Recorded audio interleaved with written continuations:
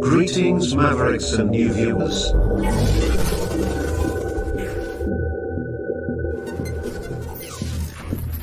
Tonight, direct and live from the Maverick News Network World Studios.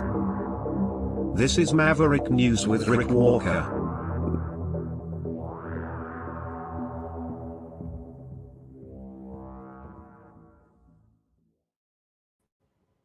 Welcome back, Maverick family. Great to have everybody here. First up, headlines.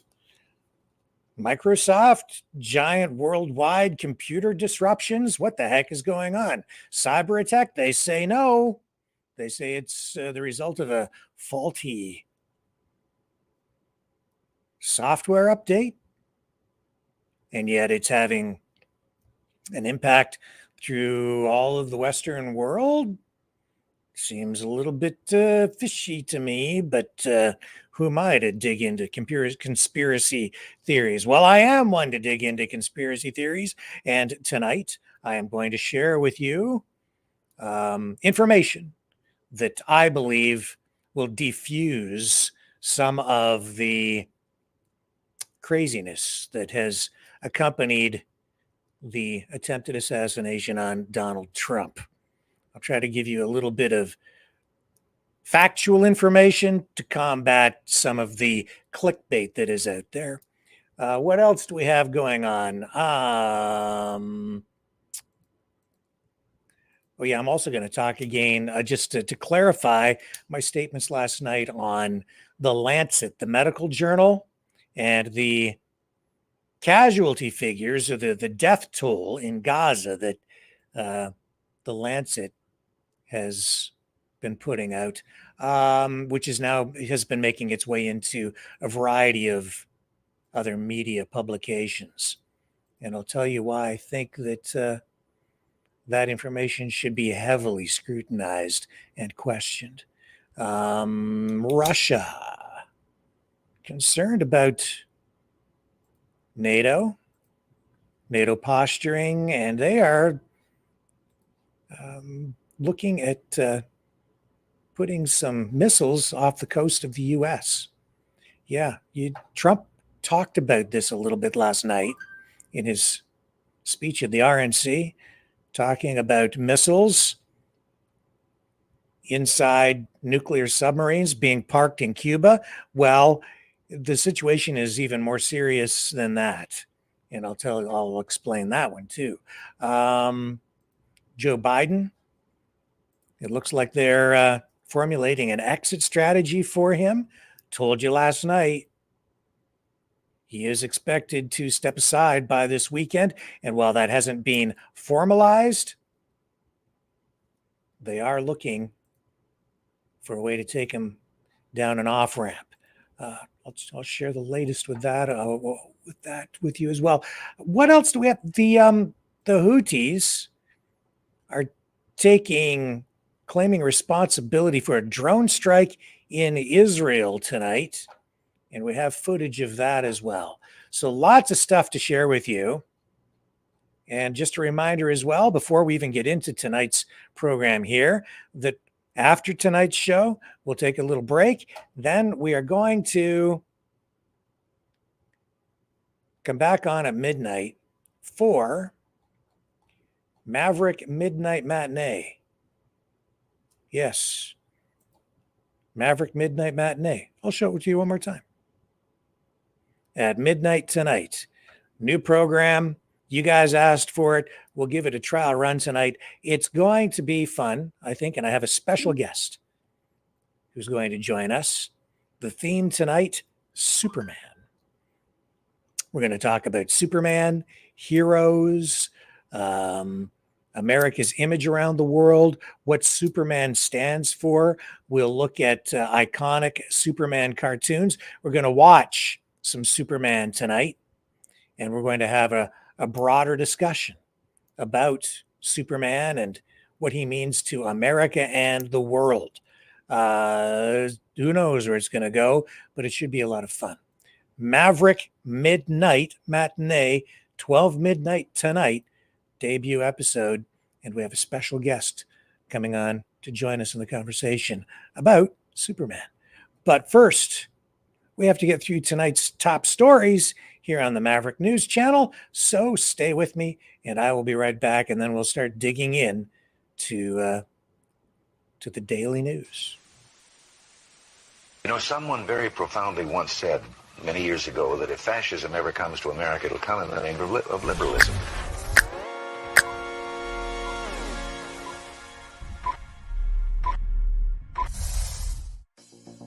Well, I think it's time we ask ourselves if we still know the freedoms that were intended for us by the Founding Fathers. If we lose freedom here, there's no place to escape to. This is the last stand on Earth. The entire world is watching. Every dictator, every crazy dictator in the world is watching.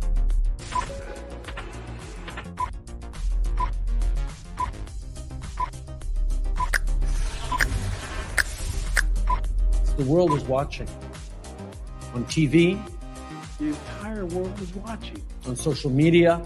But the entire world is watching, and yes, they are seeing what we have apparently bravely been willing to say that others are thinking.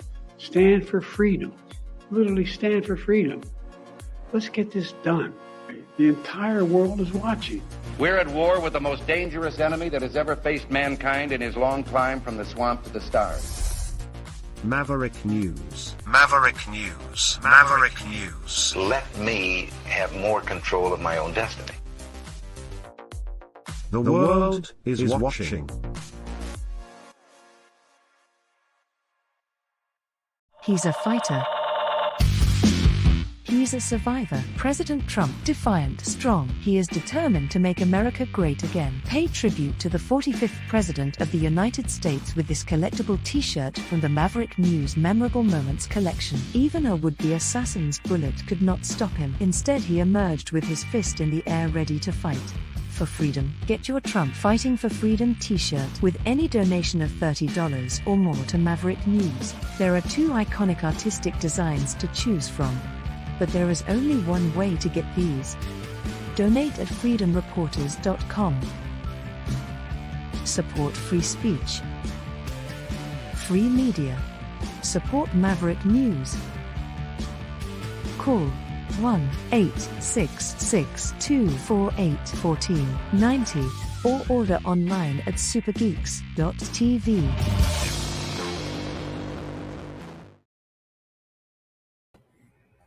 All right, so first up tonight, let's talk about this computer situation. Microsoft, they're saying it's a routine software update that has caused cascading chaos globally. It's affecting businesses around the world, airports, banks, retail, automotive, you name it, it's affected. Healthcare, government. Now, we're being told that it is not a cyber attack, but it was caused by one of the biggest cybersecurity companies in the Western world deploying what they say is a flawed update. And they say they were doing this while they were trying to protect their customers from hackers. What's the company name? CrowdStrike. So this outage appears to be affecting every major business sector in one way or another. Flights at airports tonight disrupted around the world, severely delayed or canceled altogether in many cases. Computers, which the airline industry relies on, not functioning properly. It's resulted in lineups at airports from Berlin to Hong Kong and places elsewhere as well. Just complete chaos. Even McDonald's had to close some of its stores in Japan because they couldn't get their cash registers to function properly. Baltic Hub, a global shipping terminal in Poland, issued a statement today saying that it has been battling issues related to the outage. And the Alaska State Troopers Agency was among the law enforcement agencies reporting issues today as well. Their 911 emergency system affected, not working properly, putting people's safety at risk. Sky News, which is part of NBC Universal, the NBC Universal Comcast empire, was also knocked off the air. So what was the reason for all of this? Cybersecurity programs like CrowdStrike's go through updates on a fairly regular basis. All software is updated is on an ongoing basis. And there's always the possibility, and more often than not, these updates result in conflicts between various programs, which are sort of made to talk to each other. And if one thing updates and it isn't done properly, or it's done in a way that leaves a piece of software in the dust, makes it obsolete, it might not communicate properly anymore if it's not backwards compatible. And we're told that's what has happened here. But the scale of this is what throws a lot of this into question. And in Canada, the government has acknowledged that, yes, even the Canadian healthcare system has been severely impacted by this.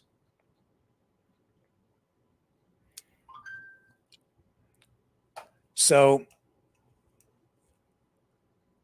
I'm just getting the latest information here for you about this CrowdStrike cybersecurity problem and the way that it's impacting hospitals. And here's Mark Holland, Canada's Minister of Health, posting on social media tonight, acknowledging that, here, let me just bring up his Twitter account so you can see him. There he is. Right there.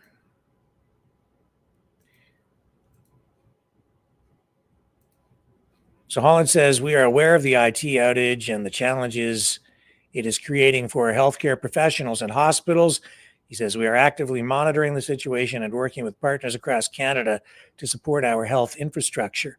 And, there was a cybersecurity attack, a ransom attack that hit hospitals here in my area through the whole region. It caused shutdowns here. That was maybe 10 months ago, I think, something like that. So we're seeing an increase in digital disruptions through, Western industries. One has to wonder what the heck is going on, really. Out in Atlantic Canada, Newfoundland and Labrador's Health Authority reported that its main information system has been affected by the outage as well. The Nova Scotia Health Authority says it's monitoring the situation. In Quebec, hospitals in Quebec, including at the McGill University Hospital Centre, have confirmed that they have been unaffected. In Ontario, Children's Hospital of Eastern Ontario in Ottawa has been affected by the outage. And they say that they are providing services as planned using workarounds where needed. And they don't think that it's going to impact services in a significant way. At Sunnybrook Health Sciences Centre in Toronto, they have also acknowledged that their systems, their services have been affected, but they say clinical activity is ongoing. North York General Hospital, Toronto area again, say the outage is impacting some of its systems, but they are also, at this point, they're still able to function. They're still open. So we're seeing impacts on healthcare facilities across Canada tonight. Out in British Columbia, more than 50,000 electronic devices across the province's health ministry, including 30,000 on the BC mainland and 20,000 at Vancouver Island have been affected by the outage. That being confirmed tonight by the health minister out in British Columbia.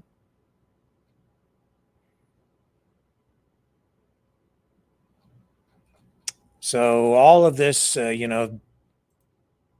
being monitored and workarounds being used. Fortunately, it looks like the vast majority of healthcare services remain in place tonight. Hospitals finding ways to work around these disruptions, but it's impacting all kinds of industries tonight. So we will continue to monitor this as well, and we'll see where it takes us. Now, also,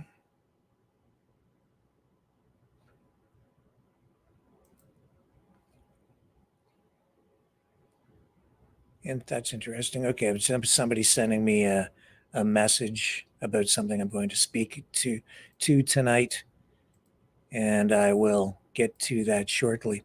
Joe Biden tonight. I mentioned yesterday that we had sources calling and telling us that Biden will step aside as early as this weekend. And that looks like it could actually be the case. Still, incredible pressure on him from within the Democrat Party to step aside. And now tonight, this headline and other similar headlines being published from mainstream media outlets that have generally been very charitable to the Biden administration. Here's NBC saying Biden's family has started to discuss his possible exit plan from the 2024 race. Now, last night, during Trump's address, we did see some officials from the Biden campaign, like people directly involved in the campaign, appearing on mainstream media. And specifically, I know that there was an effort made over at MSNBC to tamp down all this talk about Biden stepping aside. They say it's all false. That's what they were saying last night.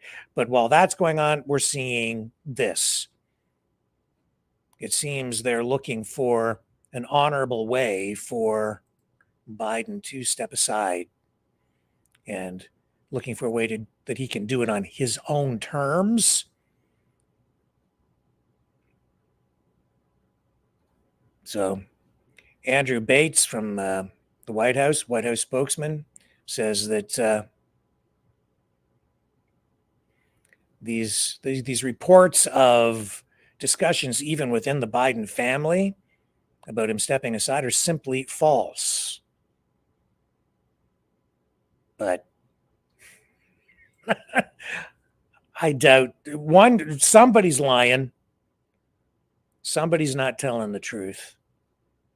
And given the mounting pressure from prominent Democrats applied directly to Joe Biden for him to step aside, I'd say that maybe the talk of it being false is false. But that's just speculation. One way or another, something's going to happen. Okay, so enough said about that because it's just so obvious what's going on. All right. Let me take a little break here. I need to read what was just emailed to me. It looked like some sort of a warning. So let me take a break. I'll run this promo again for the t-shirts. And I have to say thank you to the people who donated again today to the program. We haven't had a lot of orders for these shirts, but we're getting close to getting the minimum number now so we can get these things printed and shipped out to people. So really appreciate that. A couple of orders came in, and I am going to get caught up on email messages, thank you notes that I have to send out to people. I have not had time to respond to messages and emails. I'm still trying to get caught up on so many things. I needed to get prepared for tonight's broadcast, plus trying to get some graphics and things done for the midnight matinee, the Maverick midnight matinee tonight. So getting ready for that too. But thank you. That's all I can say. And if you would like one of these t-shirts or just even a regular Maverick News t-shirt, you can have one with a $30 donation or more. I'll run this and I'll be right back. He's a fighter. He's a survivor. President Trump, defiant, strong. He is determined to make America great again. Pay tribute to the 45th President of the United States with this collectible t-shirt from the Maverick News Memorable Moments collection. Even a would-be assassin's bullet could not stop him. Instead, he emerged with his fist in the air ready to fight. For freedom. Get your Trump Fighting for Freedom t-shirt with any donation of $30 or more to Maverick News. There are 2 iconic artistic designs to choose from. But there is only one way to get these. Donate at freedomreporters.com. Support free speech. Free media. Support Maverick News. Call 1-866-248-1490 or order online at supergeeks.tv.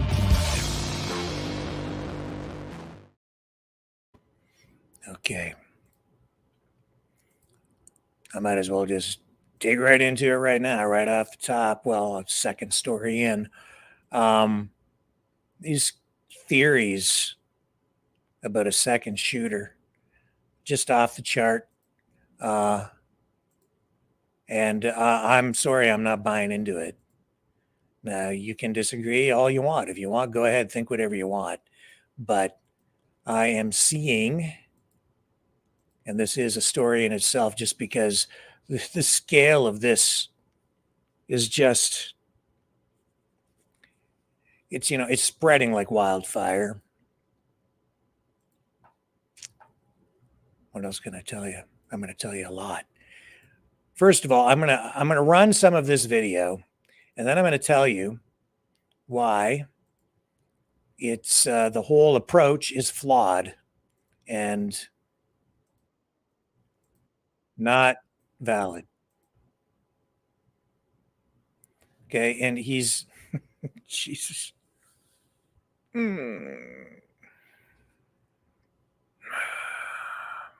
right, here we go. Hang on.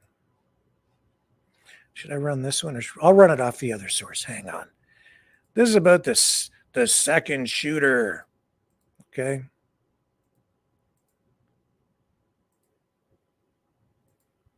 People just seem to want to believe this stuff.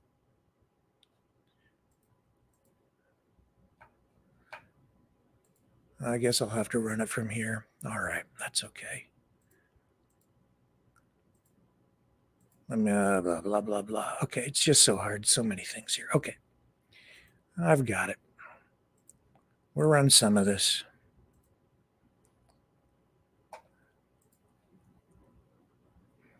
Here we go. We'll run some. Having its narratives punctured, but obviously there's a lot wrong with the Trump shooting. I'm going to show you rock solid evidence today, and I'm making this public. I've been chewing on this for a while. I don't have the complete... He says it's rock solid evidence. Rock solid. That means unequivocal, right? Beyond the shadow of a doubt. We'll see. Analysis yet. We're going to need more people to weigh in on this, but let me show you what I've got. So we're going to start here. So he needs more people to weigh in on it, but it's rock solid. This is day 3 of the cover up, as we're calling it. And by the way, this is July 18th. I'm going to dedicate this to my brother, John Peter Martinson. He died when he was 23, just a hole ripped out of my heart. And today's his birthday. So I have to make mention of that. So it's for you, John. I know he would have admired this work, and I'm doing this for you, and that's why I'm going to be proud and loud about this. There were 2 shooters, so let's reorient Were there? He just makes a statement, but please carry on. Ourselves with the scene again. Let me get my drawing tool out, or my pointing tool. Okay, so first up, they tell us that the shooter was here. This is very accurately located on the roof off of the drain pipe, as we covered before. I'll show you that one more time. I just want to make sure we're all sharing the same orientation, because this is important, right? Yeah. And we have 2 victims here. comparator who died, another guy who was very severely injured. He has life-altering injuries. And then another gentleman back here in the upper right part of the stand. I'm going to show you all this evidence, okay? So first up, we need to know where all the shots went, right? And I'm going to show you that the first 3 shots came from a very different weapon in a different location than the next string of shots that came out. It's either 5 or 6, depending on how you count. But you decide, listen, it couldn't be more clear how different they are. This is the picture from on the roof of, Crooks lying here dead. There's a little blood trailing down back here, but this allows us to locate him on the roof very, very accurately because of this raised seam metal roof. And now the story is that there's actually, you can't see it in this photo, but there's a 5-foot ladder here. Apparently he came up, would have come across, would have jumped down onto here, would have come up. Maybe that explains why his backpack, if that's what that is left there. And we don't know how he got on the roof, but that's another story. Came over to here. Apparently some other cop would have been lifted up and looked over a roof line. I don't know what that is. Now, even in CNN a while ago, this is from CNN. So I'm saying even because these guys are deep state sort of aligned. Operation Mockingbird. They don't print stuff unless it's pre-approved. So somebody allowed this information to come out. And they said here that the first 3 shots were consistent with weapon A and the next 5 consistent with alleged weapon B. And the final acoustic impulse emitted by a third possible weapon C. I believe that's true. And weapon C is the sniper taking out Crooks, I think. Best guess. I'll give you my big hypothesis at the end. So this was confirmed. This is per audio analysis by Catalin Gregores, director of the National Center for Media Forensics at the University of Colorado in Denver. So I'm sure that her and Cole Whitecotton, a senior professional research associate, they have much better access to much better analysis software and all of that. All I need to get out to you today is something that seems to be missing from the dialogue, and they're trying to run forward with this lone shooter junk, which of course is straight from their playbook. That's how they did it. That's what they did with JFK. They lied about that. That's what they did with RFK.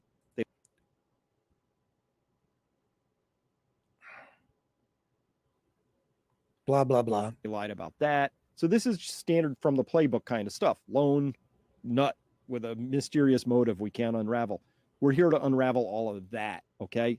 Rock solid, absolutely. Rocks, please get to the rock solid. This is the best part about being alive today. We don't have to wait for 30, 40 years for a Zapruder film and people to sort of analyze it. We're doing this in real time and figuring this out as it's unfolding. And that is the absolute benefit of living in today's world with all these cell phones and cameras. Much harder to get away with really sloppy operations. And this, but it could be really sloppy analysis. Was a sloppy operation because they missed. Could be really sloppy science. Their man, whoever was involved in this. But I can guarantee you that the information I'm presenting to you, they also have. But somehow they're hiding it. Which are they hiding it or not sharing it in the way that you're sharing it because your methodology is flawed? Of course, is par for the course with these particular crew of people. Okay, and they said audio analysis has confirmed the gunman was 360 to 390 feet, 3 feet away. Okay, according to another forensic expert, Robert Mayer. Yeah, we all end up in the same ballpark. I end up a little closer to 430 feet, but doesn't matter. All within. It doesn't matter. In the realm. As long as you get your narrative out. Realm of analytical wiggle room. Okay. So this is we're going to analyze 2 separate audio streams today. This is the first one. This is taken from a microphone right in front of the podium. So you're going to hear 2 things, of course. You're going to hear a snap. Sounds very sharp sound. That's the supersonic crack of the bullet flying within, sending its supersonic shockwave to the microphone. Microphone picks it up like that. And then there's the report of the gun, which follows a little later. Sounds like an echo. So it goes crack thump. Crack thump. The crack thump is a well-known tool that snipers would use to estimate how far away somebody is that's shooting them. If there's a very long distance between the crack and the thump, that your shooter's very far away because the bullet flies faster than the speed of sound. So the sound is the explosion of the gun. Boom! That starts traveling towards, the victim down there or whoever's downrange. But the bullet gets there first. And it gets there at supersonic velocity, which means faster than 1,100 feet per second, give or take the altitude and conditions. So if anything's traveling faster than the speed of sound, it has a sonic boom, crack, right? So that's what we're going to hear. You're going to hear first in this tape. First, you're going to hear 3 very clearly distinct crack thumps. And then things get a little confusing, right? It gets a little fast. And so how do you count and all of that? Whoever put this video together did the counting. Thank you for that. However, I think there's some room for interpretation here as well about that. So without any further ado, this is that Take audio a look at what we're happened. analyzing.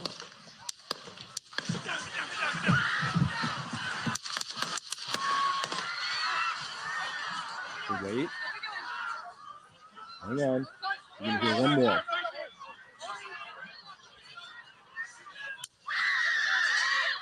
There it was. There's that last one. Okay, one more time. Take a look at what happened. Listen to this. You hear that? That's 1, 2, 3. Okay. And then hard to unravel what's happening there because we have echoes. We've got them overstacking each other. So there's 2 supersonic cracks that come in, and later the thumps of the gun come in, the crack thumps. So it gets a little tricky to unravel. So let's do that and go there. Okay. First up, I want to big shout out to Mike Adams at Health Ranger. He was out with this within minutes for those first 3 shots. Clued me in to the idea that we really did need to take a look at the other one. So way to go, Mike. Thank you for picking that up and doing that. All right. This is the audio file. I pulled it into a program called Audacity, which is just a very basic audio program. It's free. You download it off the internet, but whatever. Right, off of that video. And I find on here 9 separate shots, okay? So I find 3, then a grouping of... I have Audacity. I have much more sophisticated audio tools here as well. I understand audio editing. I've been editing audio engineering. I have a background in it. I'm educated. I understand it. Please continue. 5, and then one last one out there. Number 9, I think, this is the sniper shot that would have, I think, looks like it took out Crooks just above the left eyebrow. If you want to go look at those, or, the gross pictures, right? Obviously, he's all bloody and dead. They have that close-up picture of his face, right? And you can actually see a hole right about here over the left eyebrow. So we have those first 3 shots, then we have the 5, and then that last one. I'm not going to worry about the last one as much, but we're going to have to look at these first sets very, very carefully here. So here is video number 1. Just to orient ourselves, I count off of this video 15.8 seconds from the very first to the very last shot. So the AP article that said, Crooks took a shot and was neutralized by snipers within seconds. What they meant was 15.8 seconds, unless I have this story wrong. Next, we're going to look at these first 3 shots here so you understand how we can analyze the rest of them. And so here's the shot. This is the sonic crack. So that's the bullet is the blue arrows. And then the report is going to be the black arrows. So that's the crack, thump, crack, thump, crack, thump. And of course, it was the first bullet that nicked Trump's ear. And again, let me get my thing here. Here's what it sounds like. Okay, so now I've just isolated the sound. There it is. Okay, whoops, sorry. One last time just to make sure we're hearing this right. There's 0.22 seconds between the crack and the thump, and knowing a little bit about the type of the bullet that was used and the caliber of it and the air conditions and things like that, you can estimate the distance of the shooter and how far away the shooter was. So that 0.22 second gap between the crack and the thump is very important because it helps us identify that a gun is being shot from that distance. If there were any other lengths, like if we saw a crack thump, we would clearly see that that was 2 separate weapons because assuming the first and the last crack thumps were the same distance apart. So if there's any variation between the crack and the thump, that's when you say, oh, that's a different weapon. So that's one way. The other way is just the tenor, just the sound of the weapon. Does it sound different? Now, this is interesting.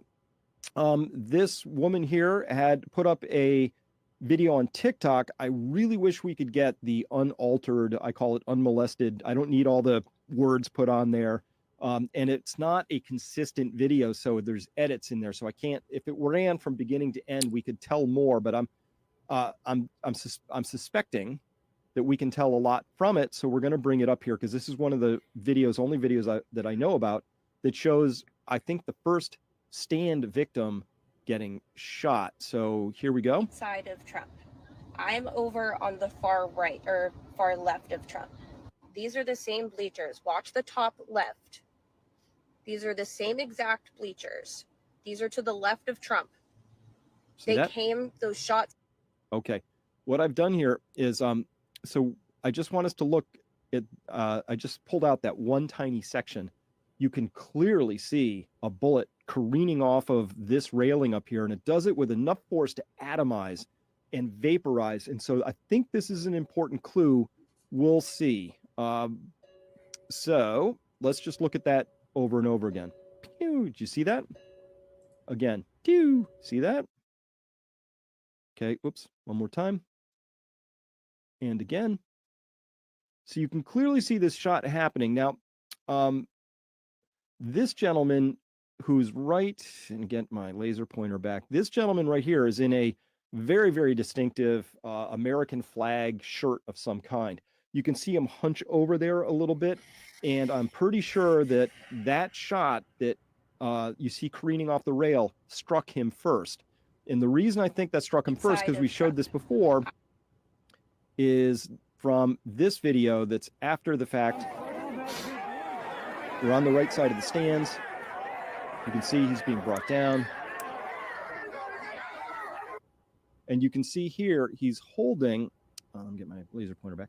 He's holding his right chest, holding that, right? With his left arm is coming over. So his right chest, I don't know the extent of his injuries. I can't find any updates in the media right now, so we're going to be watching out for that.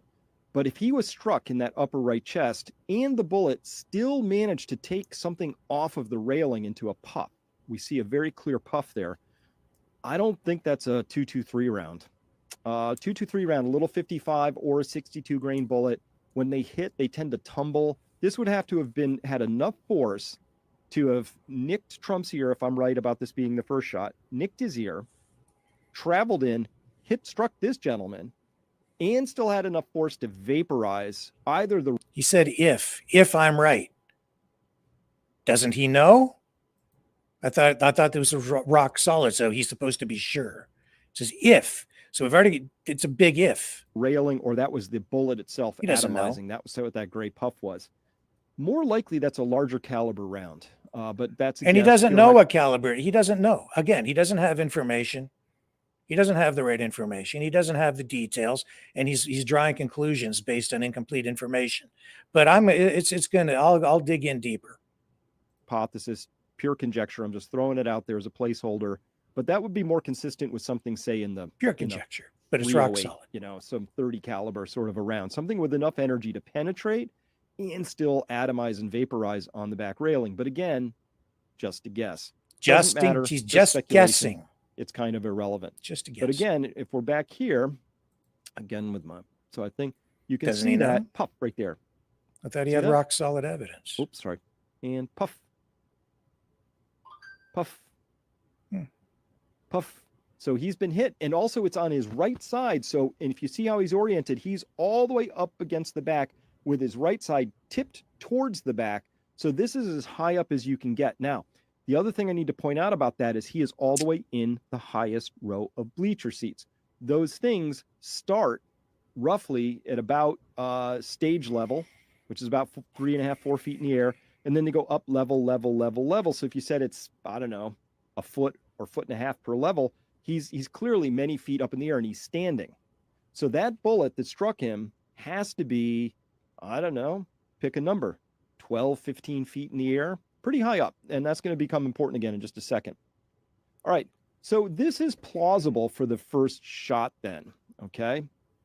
We see here, if the shots came from the rooftop shooter first, then comes across the podium. Trump would have been standing right about there and could have struck somebody standing in the back right where that gentleman was with the flag shirt who got hit. So that's entirely plausible, but except it's a little bit more consistent with a rising shot, because if we put the podium at about 3.5 feet, 4, let's call it 4, we'll put Trump at 6'3", but take 3 inches off, so 10 feet. 10 feet, that bullet goes whizzing by his ear, But if this is why we need all the trajectories. That's why we need all this mapped out. That's why we need an absolute accounting of every single shot taken. If that was the first shot that struck that gentleman, okay? So he's sitting here saying if, and we need, and we have to have, they need this information. We have to have the trajectories. That's right. You do. You need that information. You need measurements. You need a forensic investigation down there. But he's drawing conclusions. He's telling you as rock solid information, rock solid evidence to tell you that there was absolutely a second shooter when in fact he really does not know because he doesn't have all the information. And that's why if I had that unmolested video and I could piece it in, I could tell you exactly. So hold this as just a bunch of conjecture until we have more. But if that gentleman was struck by the same bullet that took Trump's ear, that means that thing must have been on a rising trajectory because Trump's at 10 feet.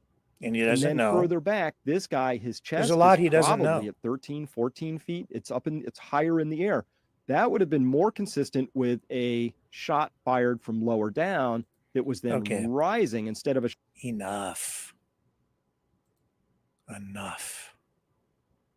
He doesn't know. He hasn't got a clue. He's just speculating. He does not have rock solid information.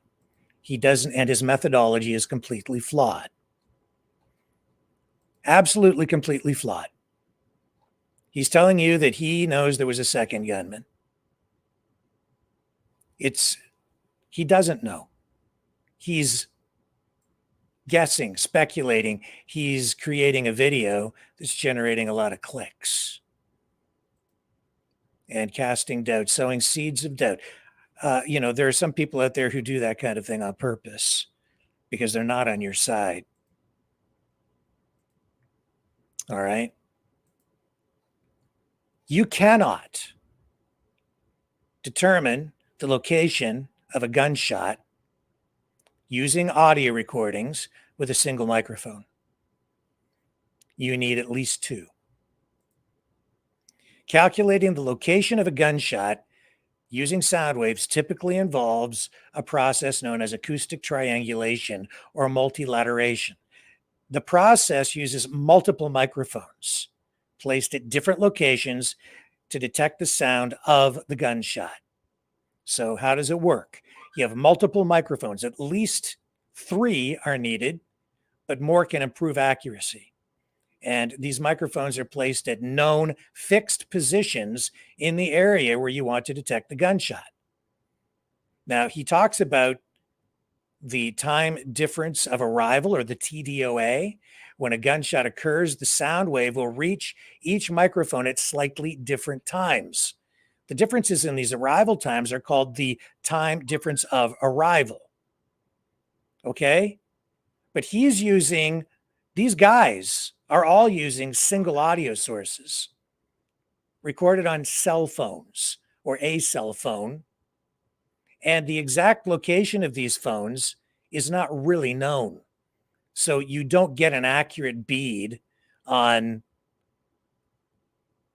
where the location of the audio device, but you have to have multiple locations.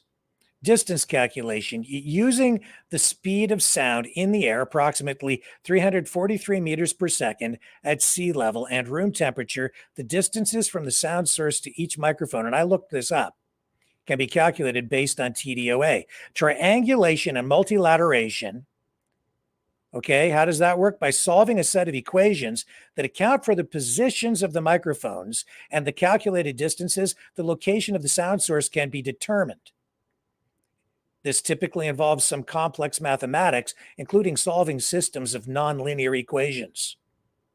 It takes a little bit more than some guy sitting at his house or in a studio someplace using videos that he's, skimmed off YouTube or TikTok, and then downloading the audio file and putting it into a free audio editing program that he downloaded off the internet, Audacity,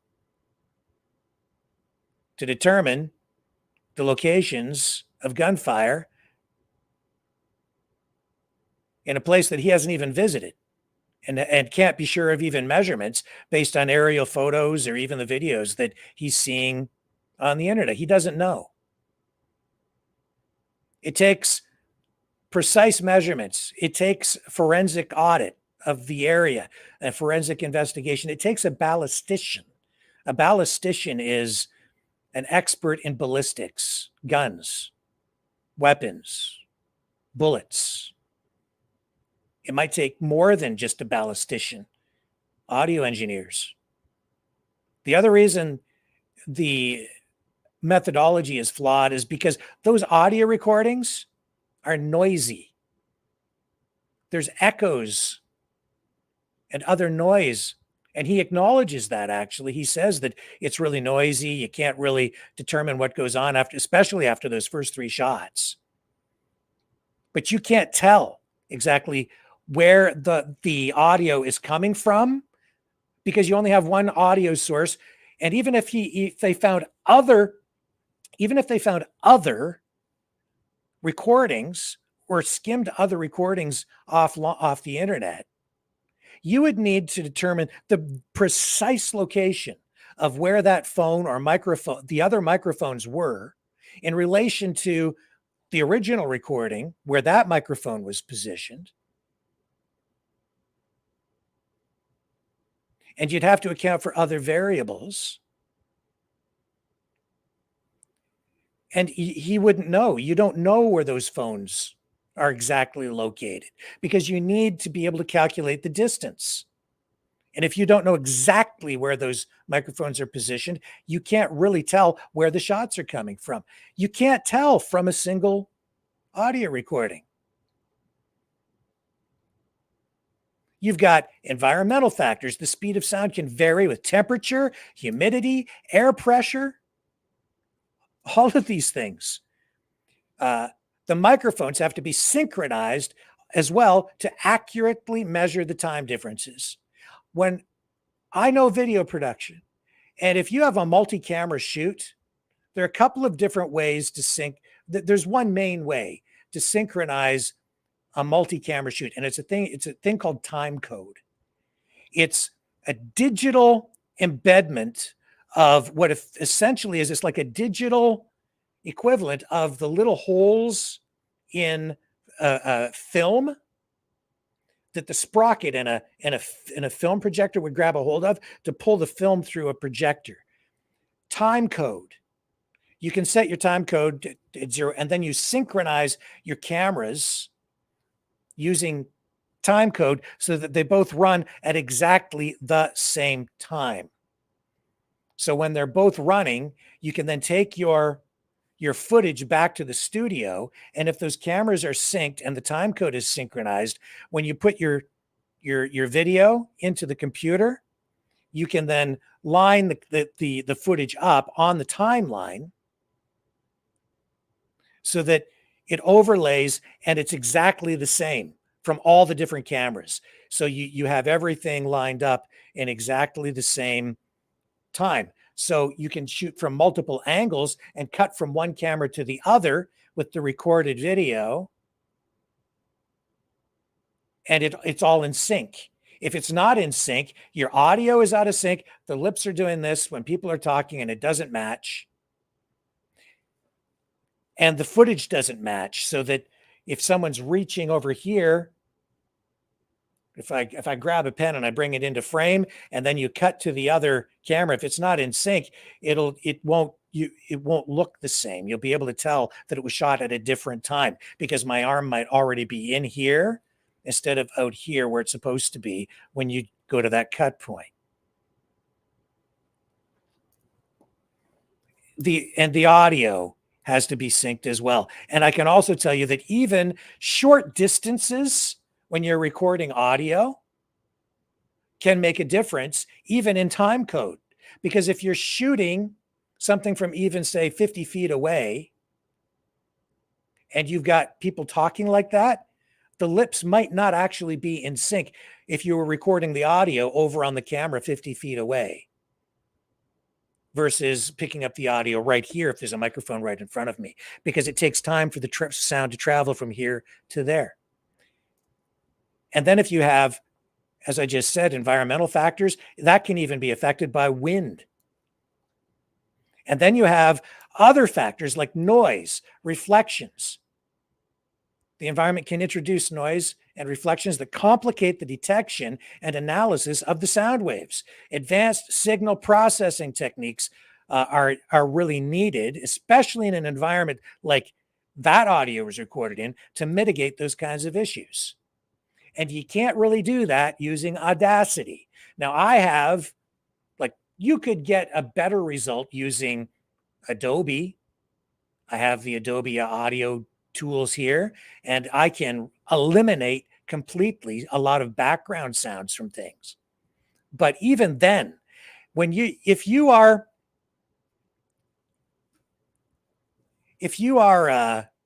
trying to even determine, they're saying that, it's multiple shots and it sounds different. But in order to even accurately analyze that, you need consistency in the kinds of microphones that are used. You can get a different tone just because of where a microphone is positioned. Even if it's only 10 or 20 feet away, 5 feet away, you could turn the phone this way and get a different tone, a different note. It will sound completely different. If you turn the camera down, if someone has their hand over here shielding it, the microphone, a different type of microphone will sound completely different than another type of microphone. This microphone here, if I recorded audio using this microphone, and then I took a different mic and hooked it up to this same audio system and recorded exactly the same sentence using the same voice, the tone, the tenor won't even match. It won't matter how hard I try to make it sound the same. If it's a different microphone, it will sound different. It'll sound tinnier or bassier. That's why people in audio recording studios, that's why musicians spend big money on expensive microphones. Every mic sounds a little bit different. So if you're really trying to analyze the tone of audio to determine the caliber of a bullet being fired, you need consistent recording. And you need to, all those microphones would also need to be calibrated the same using the same recording software with the same settings in order to make sure that they were recorded and the audio sounded exactly the same. Now, the tone itself can be affected by and analyzed from a single source, I suppose. But even then, you've got echo, you don't know where those sounds are coming from.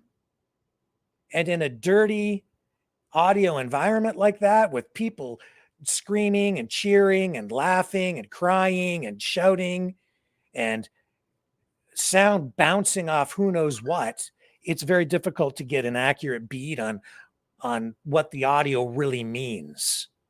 And then you'd need some sort of reference audio to determine what, the sound signature is. So you cannot accurately triangulate and locate the position of a gunshot using a recording from a single microphone alone, which is what he's doing, which is what it appears even the people at CNN were doing. It's not accurate. Triangulation and locating a sound source, such as a gunshot, relies on detecting the time differences of the sound's arrival at multiple locations.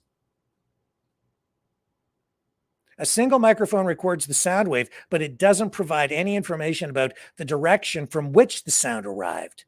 It can only provide the time at which the sound was detected and the sound's intensity. Triangulation or multilateration requires the comparison of arrival times at different microphones to determine the relative distances from the sound source to each microphone. With only one microphone, there are no other arrival times to compare. So the methodology is flawed. I'm not sitting here making any claims tonight. Don't get me wrong. I'm not ruling anything out. I'm not saying that there absolutely for sure was not a second shooter. I'm open to anything. especially at this early stage in an investigation. Police, investigators, they also need to have an open mind when it comes to these things.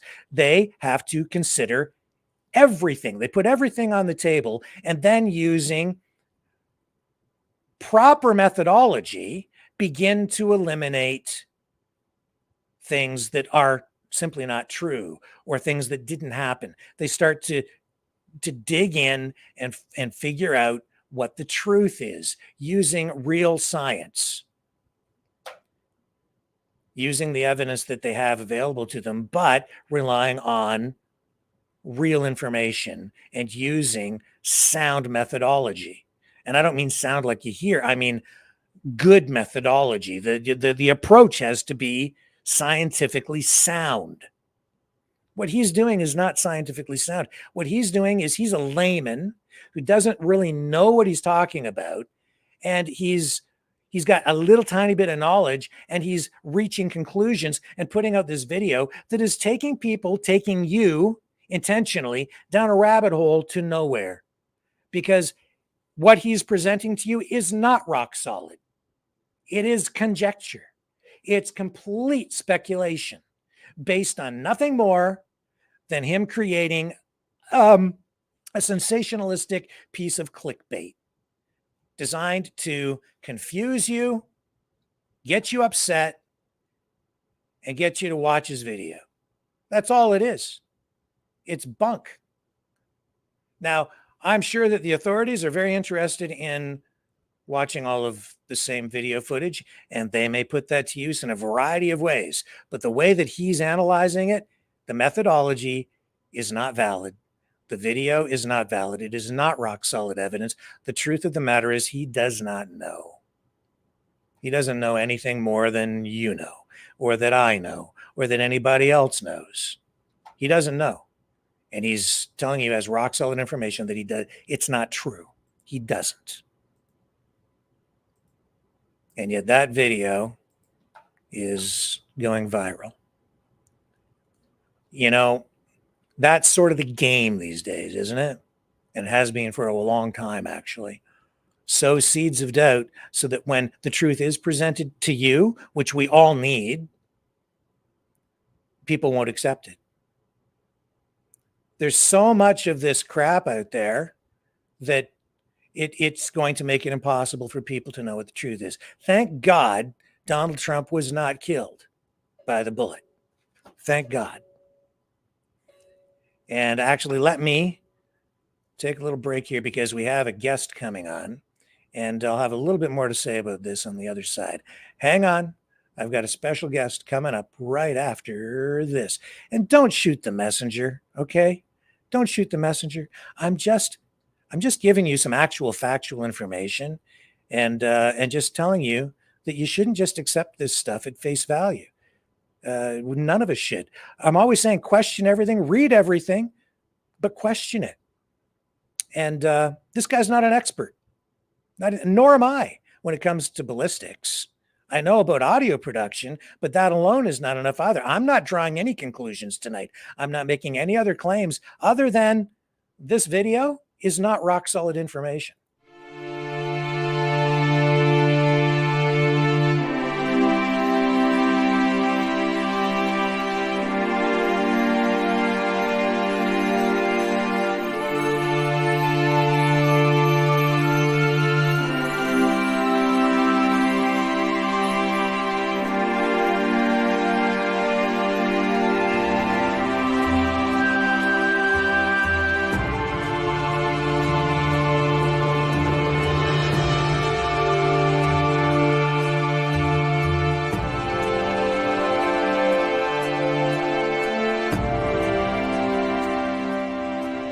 Maverick News. The world is watching.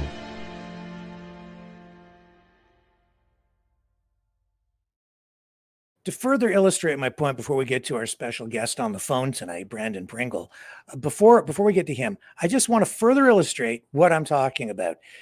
People are freaking out about 15-minute cities and blah, blah, blah. Well, one of the things that they want to employ and are already using in many especially heavily populated areas, is gunshot detectors. Gunshot detection technology to keep people safe, to try to make neighborhoods safer, especially in big cities. And these sensors, microphones, they're placed on lampposts, which everybody freaks out about because, it's like, lamppost, my mind is blowing up, it's mind control. No, what that actually is one of the things that they use those for. And here I'll show you. It's not mind control. It's to keep you safe. Gunshot detectors. And these have been very helpful in some communities, but there are some problems with them. And to just further illustrate that it is, it's not adequate to simply take a video off TikTok and then say there were multiple shooters for sure. No, because even using this technology, they have some difficulties with them. Now, I know from doing further research that they place, using this technology, they'll have as many as 25 microphones per square. Hang on, let me just get you 20 to 25 microphones per square mile in cities where it is installed. 20 to 25 microphones per square mile using this technology. And then, of course, it's all hooked up to computers. And then that information is used to it's used to do exactly what he's trying to do using free software he downloads off the internet, Audacity.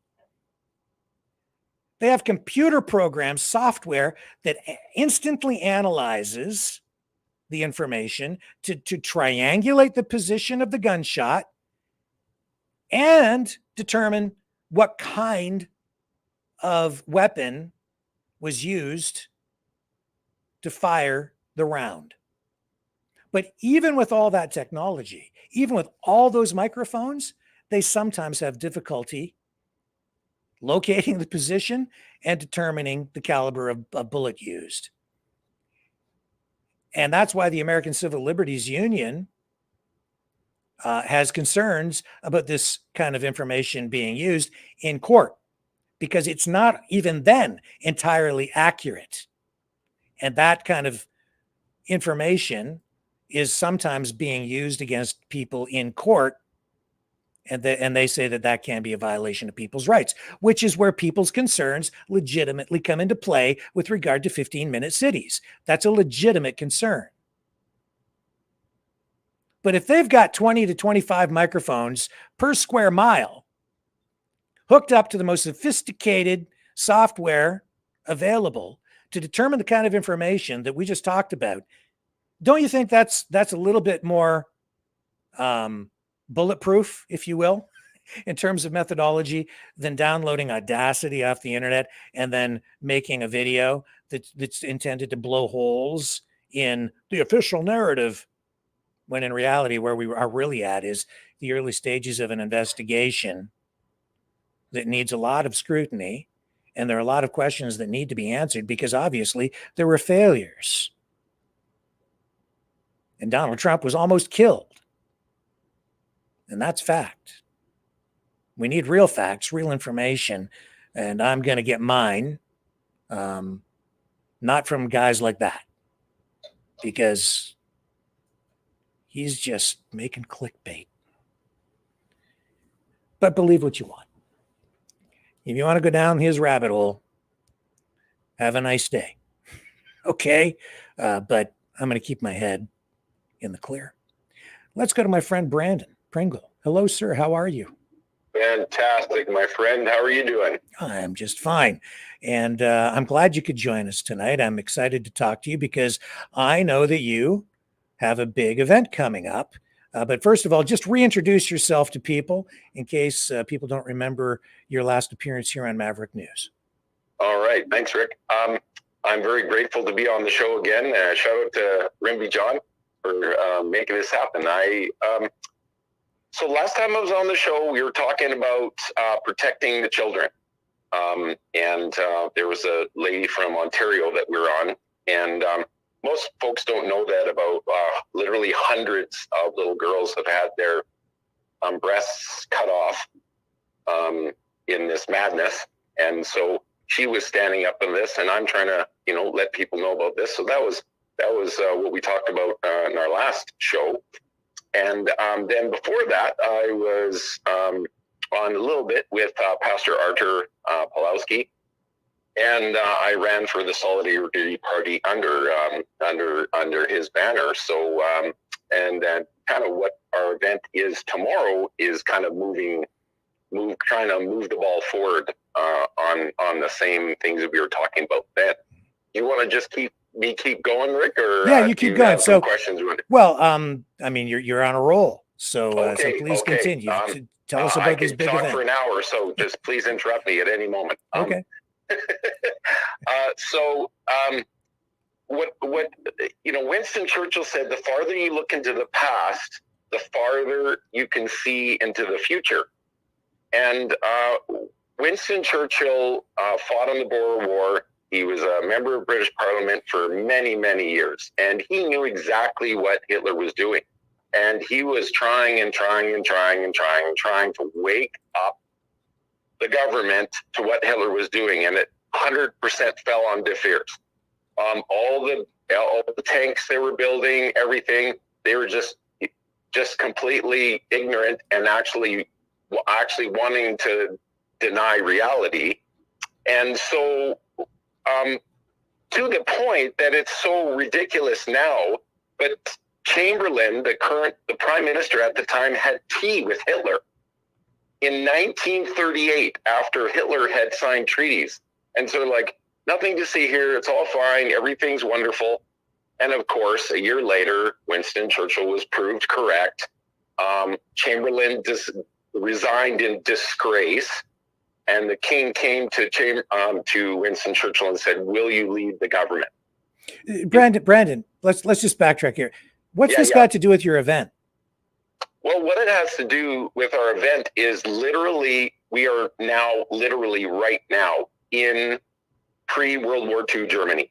This is if you read the book by Eric Metaxas called Bonhoeffer, it's a story of the German pastor who was going all around Germany trying to wake up the church to step up to the plate, to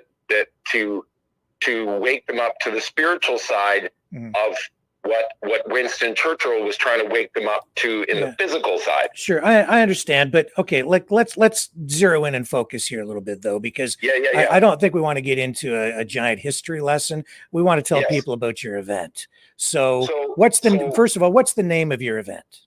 Well, it's called For Such a Time, and it actually comes from it's from a verse in the Bible, and it's a very famous story about Esther, Queen Esther, who was a Jew in the Babylonian Empire, and nobody knew that she was a Jew, and so this wicked man named Haman engineered a plan to murder all the Jews in the whole empire. And her uncle became aware of the plan and said to Queen Esther, "Esther, you need to talk to the king." And Queen Esther said, but uncle, if I go in there and he doesn't accept me, they'll execute me. And Mordecai said to her, "Esther." Okay, again, Brandon. For such a time as this. Yeah, I get it. So, but again, Mordecai said, "For such a time as this, you don't know." And so she stepped up to the plate to protect her people. And this is what we need in Canada right now. We need brave people like that woman that you had in from Ontario. I'm so terrible. I can't think of her name right, but stepping up to the plate, getting involved in the school boards to protect and defend the kids from this terrible stuff that is going on right now, showing people the historical context. And when I had, there was another great journalist, and he was going to interview me, and he said to me, I said to him, "Well, the church is not doing their job." And he's an atheist. And he said to me, "Yeah, why isn't the church doing their job?" Okay. And so why does an atheist know what the church's job is, but the church doesn't know what the church's job is? Sure. That's a pretty important question to answer. It is, but what we need to do is talk about your event. Okay, Yes. let's just the who, what, where, when. I'll tell Okay. you. Okay, I'll tell you who's speaking. So Good. Dr. There we Michael go. That's what Wagner. we need to know. Okay. Sorry. That's what we need to know. Who's Okay. who are the Michael, headliners? Dr. Michael Wagner is speaking. He is a PhD of political science at the University of Calgary. He's written 10 books on leaving morals out of government, and the Alberta, the whole 100-year history about how they convinced Alberta to get into confederation for not good reasons, which I could tell you in some other show.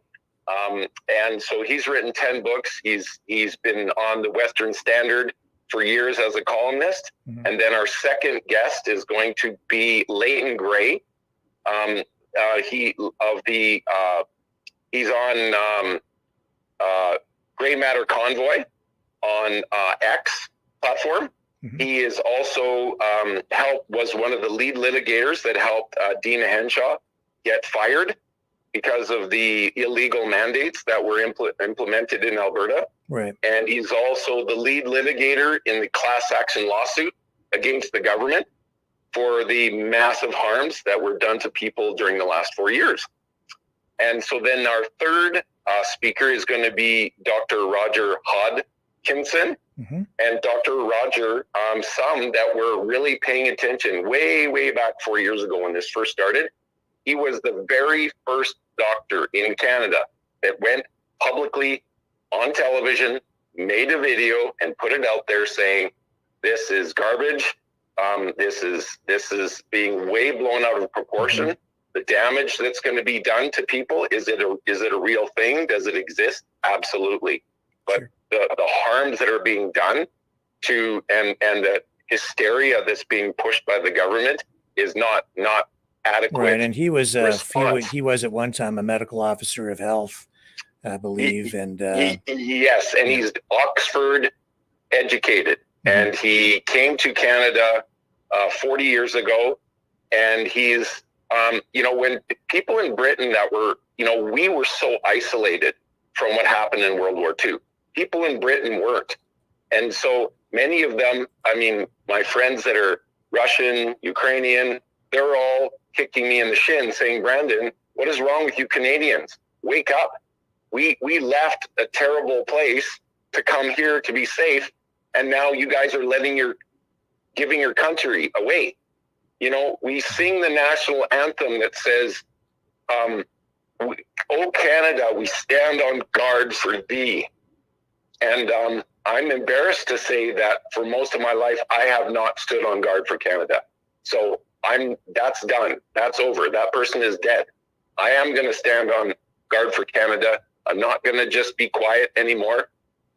And we have to honor the brave men and women that gave their lives to give us this freedom.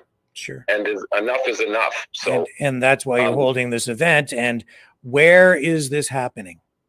This is happening at the Chateau Nova. It's 159 Airport Road in Edmonton.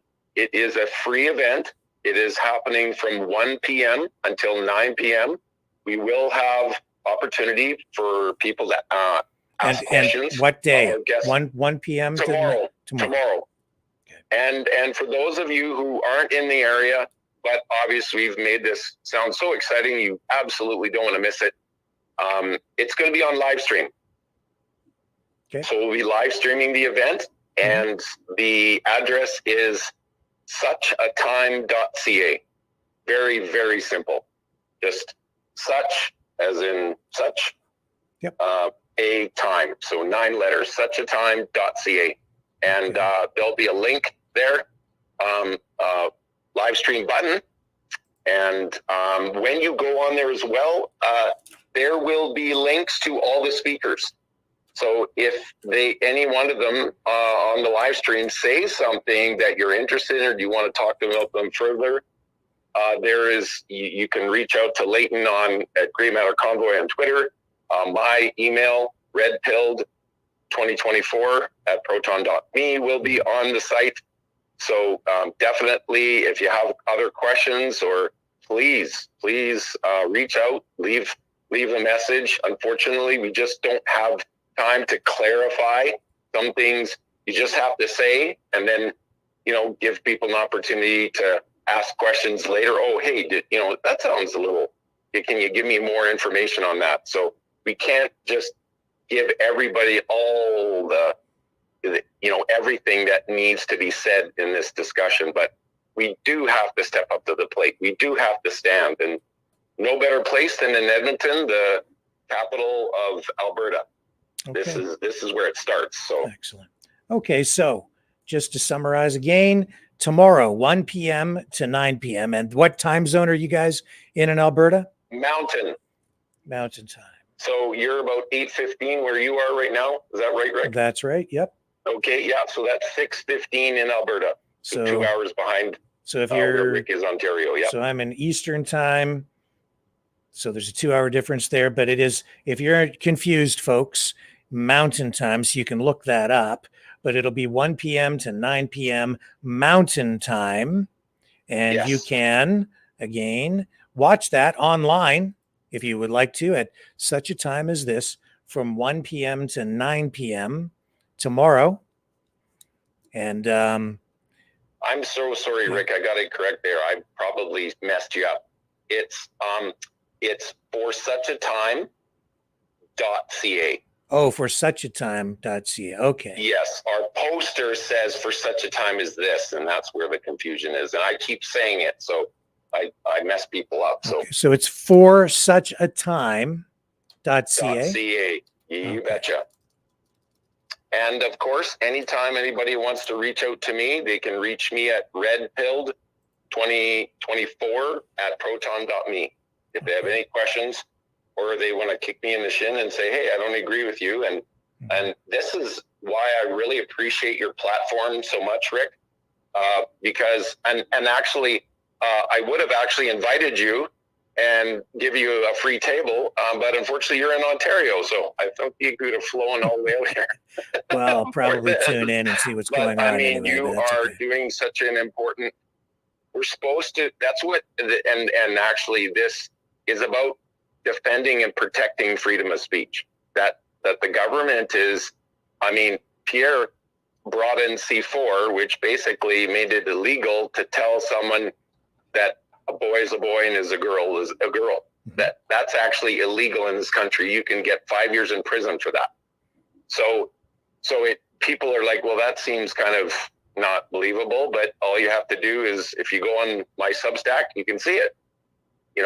At Brandon Pringle Substack, if you type that in, you can actually see who voted, which MPs voted for the conversion therapy bill. And that's how it starts. And so Hitler didn't just take control of the country overnight. He put in this little law and this little rule and this little law until it was too late.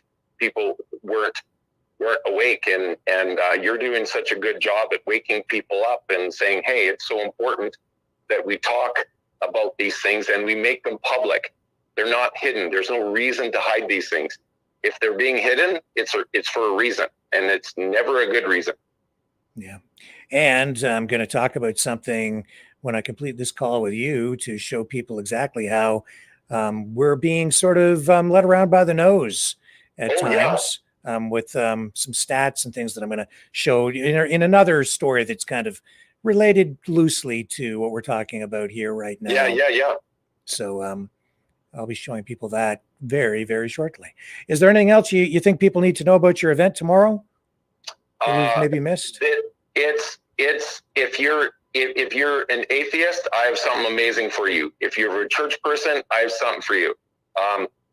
My biggest shout out is to the atheists, because I really wish they would come, because I'm going to give them full permission to every person that they know that claims they believe in God.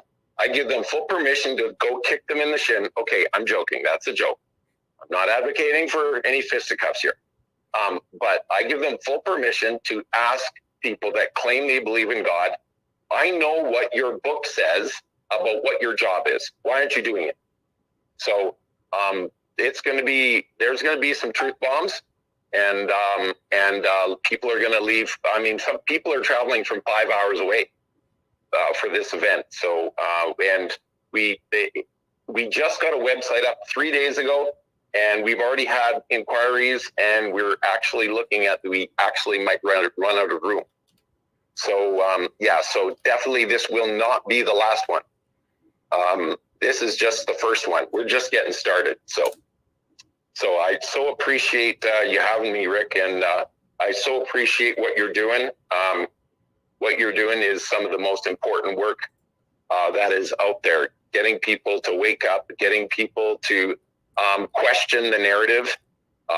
And because we've been just so much of this false things have been pushed for so long, the media is so dishonest now. And people like you are doing such a good job at keeping them honest. So, CNN's mainstream media is dying. CNN's laying off a whole bunch of people. Chorus Entertainment here in Canada, they got a $600 million bailout from Trudeau, and they're laying people off. Mm-hmm. Yeah, so I mean, the work you're doing, Rick, is some of the most important work there is out there. So if you're out there and you haven't you're on the fence and you're trying to figure out if you're going to support Rick or not, go and start supporting him. And Rick does not know that I'm doing this right now. He did not know. So he probably said, don't do it. So I'm just doing it. So, I mean, if we had, thank you. If we had, like, not kidding, if we had 2,000 people giving Rick $5 a month, holy mackerel, man, the stuff that he could go and do. And that it's just, he's one guy. He can't spin 12 plates, at once. So, the more every dollar that you help Rick with is like when they were fighting in World War II, there were the young guys fighting on the front lines, but back here in Canada, there were grandmas making bullets, and so, help Rick out, because, put an arrow in his quiver so he can go and get more of this truth for us. Well, and what we're just doing here right now really is just directing people to your event tomorrow for suchatime.ca. You'll find information about the event there. The website's there. That's where you'll be able to see the live stream if you're not able to attend in person tomorrow between 1 p.m. and 9 p.m. in Edmonton. And what was the name of the venue again? The name of the venue is the Chateau Nova Kingsway. There's multiple hotels that are Chateau Nova. So it's Chateau Nova Kingsway. At 159 Airport Road. And that's all tomorrow. So Brandon Pringle from Edmonton, thank you, sir, very much. As always, an absolute pleasure to have you on the program, and we'll have you on again real soon. I will be tuning in tomorrow to take a look at what is going on out there. And I appreciate it. Thank you so much, Rick. Greatly appreciate your time. All right, thank you. And we will be right back, folks, on the other side of this. Someone very profoundly once said many years ago that if fascism ever comes to America, it'll come in the name of liberalism.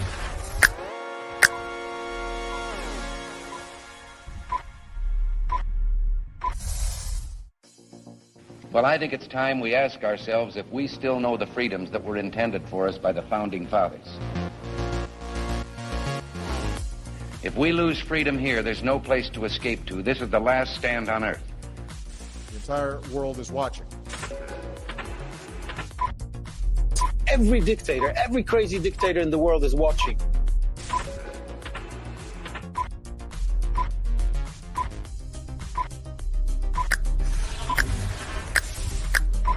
The world is watching. On TV, the entire world is watching. On social media. But the entire world is watching, and yes, they are seeing what we have apparently bravely been willing to say that others are thinking. Stand for freedom. Literally stand for freedom. Let's get this done. The entire world is watching. We're at war with the most dangerous enemy that has ever faced mankind in his long climb from the swamp to the stars. Maverick News. Maverick News. Maverick News. Let me have more control of my own destiny. The world is watching.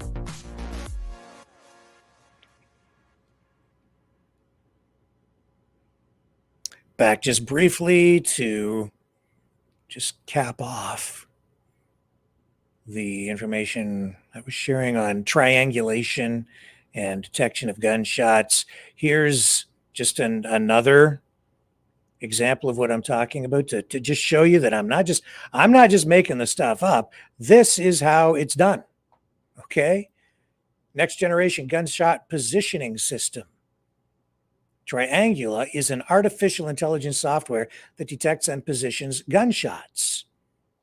And this is being done, it can be done with cell phones using this artificial intelligence software. And as you can see, they're using a minimum of 3 cell phones in precise locations in order to determine the exact information we've been talking about. Where the shot was fired from and even what caliber of bullet. But it's using sophisticated AI technology connected to devices with known positions and known parameters. So they're controlling variables. That's the minimum that you need in order to get the correct kind of information. I have other stuff here on it all as well. I mean, and the equations are quite complex. It's not a matter of just sitting in a chair. Here's a study to show you how complex it is to figure this stuff out. That's why snipers have whole teams of people that work with them. A sniper generally does not just show up, especially if they're taking a very difficult shot from a long distance. They have a whole team that they work with. Military snipers, in order to get positions, get all the right variables. This is a study I was looking at earlier today, produced in 2021 from Brigham Young University in Idaho. And again, I'm not a ballistician. I'm not an arms expert, but I know enough to know that the stuff I'm seeing online right now, multiple videos, multiple reports, and it's flawed. Nothing concrete or rock solid about it. Now, moving on, and we'll get back into a little bit of that kind of stuff. I did mention that Joe Biden, his family, is reportedly talking to him and trying to work out some sort of an exit strategy should he decide to step aside as the candidate for the Democrats in the presidential election. And then in the aftermath of his disastrous debate performance, in the tidal wave of emotion that has spilled over as a result of the failed assassination attempt on Trump and now Trump's speech last night, Biden has now released his own video calling for exactly what Trump called for last night, right off the top of his speech: unity. Now, how effective, how will this even resonate with people? I don't think this is going to have as much impact as Trump's speech did last night. I know that Democrats, as Trump's political opponents, are trying to downplay and even undermine the reach and effectiveness of his address last night. But the truth of the matter is, it was a barn burner of a speech from the former president. And now the current president, Biden, releases this. Check it out. Disagreement is inevitable in American democracy. It's part of human nature. But politics must never be a literal battlefield, and God forbid, a killing field. I believe politics ought to be an arena for peaceful debate, to pursue justice, to make decisions guided by the Declaration of Independence and our Constitution. We stand for an America, not of extremism and fury, but of decency and grace. You know, we're blessed to live in the greatest country on earth, and I believe that with every soul, every power of my being. You know, from the beginning, our founders understood the power of passion. So they created democracy that gave reason and balance a chance to prevail over brute force. That's the American we must be. An American democracy where arguments are made in good faith. An American democracy where the rule of law is respected. An American democracy where decency, dignity, fair play aren't just quaint notions, but living, breathing realities. We owe that to those who come before us, to those who gave their lives for this country. We owe that to ourselves. We owe it to our children and our grandchildren. Look, let's never lose sight of who we are. Let's remember we are the United States of America. There is nothing beyond our capacity when we do it together.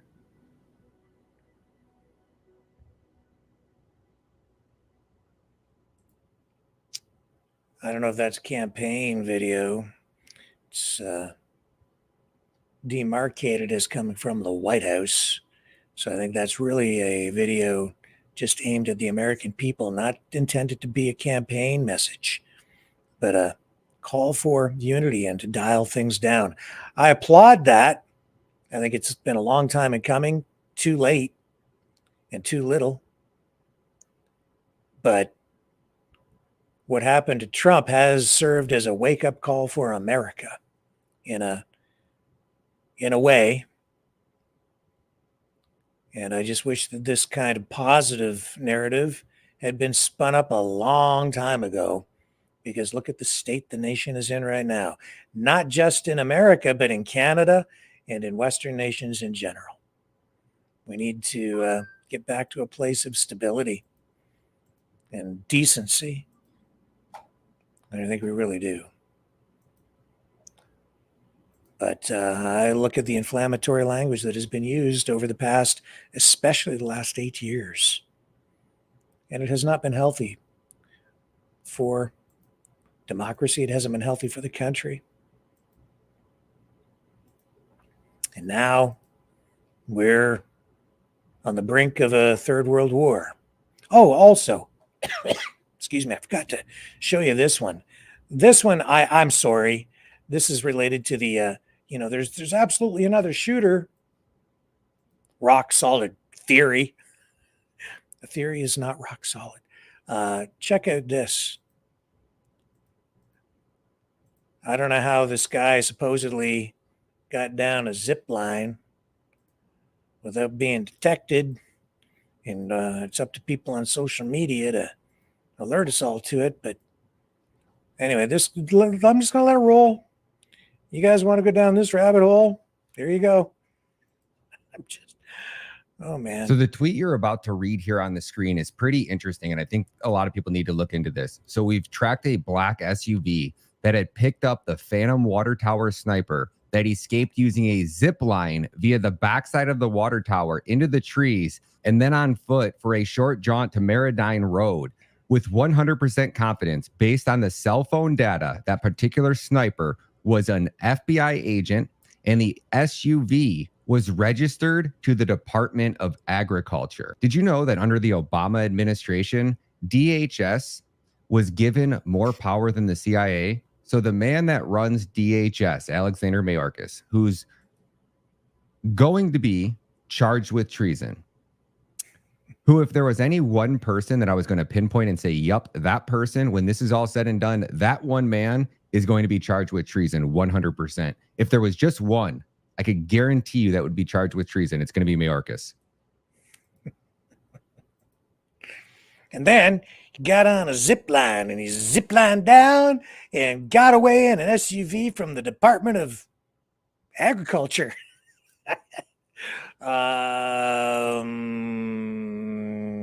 Gonna be needing a little bit of evidence to back that one up. Just saying. Not helpful. Not helpful.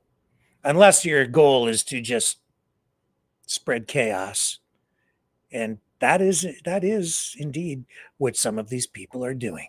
That is honestly their objective. It's just to stir things up and cause chaos, or maybe just to get clicks. Either way, it's not good for people. That's my opinion. You can have your own. Don't shoot the messenger.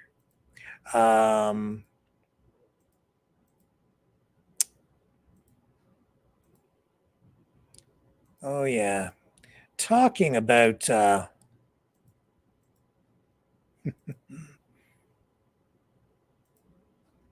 last night, Donald Trump talked about missiles inside the Russian subs in Cuba. And he said, the mainstream media is not even talking about that. Of course not. We're in an election cycle. Do you think that they want people scared when the guy they want in the White House has implemented foreign policy that has resulted in nuclear submarines from Russia being parked just about, 60 miles off the coast of Florida? No, they don't want to talk about that. That is another Cuban Missile Crisis, but it's a little more serious than that even because, well, here, check out this headline from Sputnik, Russian media. This is a new news story published just hours ago. What's the headline? Well, you're looking at it. Russian missiles off Alaska? How Moscow can respond to the U.S.'s short-sighted Euro missile plans. So basically what they're saying is that what they're talking about here is Moscow having a wide array of options when it comes to responding to the U.S. decision to deploy Tomahawk cruise and hypersonic missiles in Germany.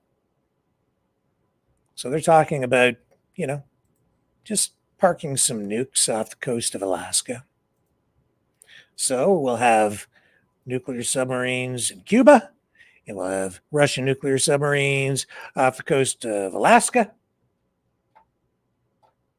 Or so goes the story in Sputnik. Is the mainstream media over here talking about any of that? No. But that's what we have under Biden. And I think Trump is right. If this was a Trump administration, the mainstream media probably wouldn't shut up about it. But with Biden in the White House, it's all mum is the word.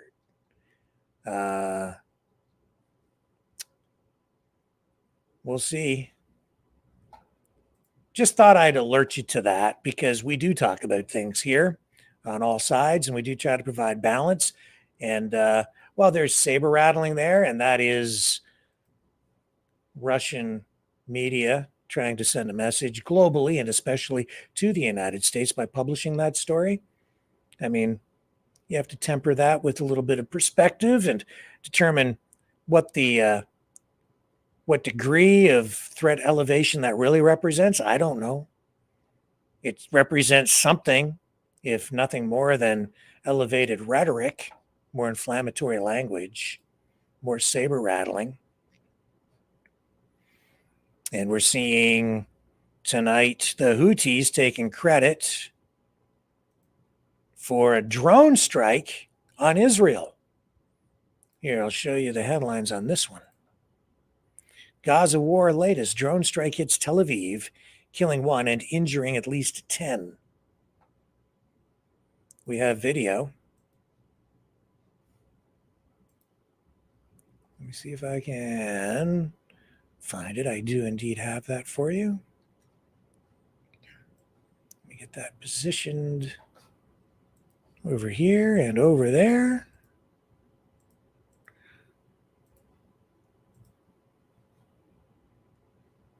Okay, so this drone, we're told, was launched from Yemen, a couple thousand kilometers away, I think.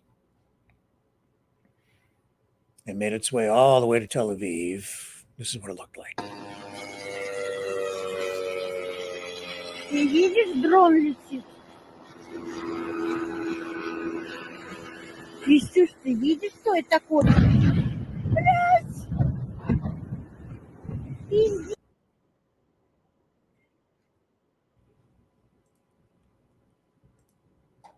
So that signals additional escalation in the Gaza conflict, more trouble for Israel. And the Houthis are causing some problems there for shipping in the Red Sea.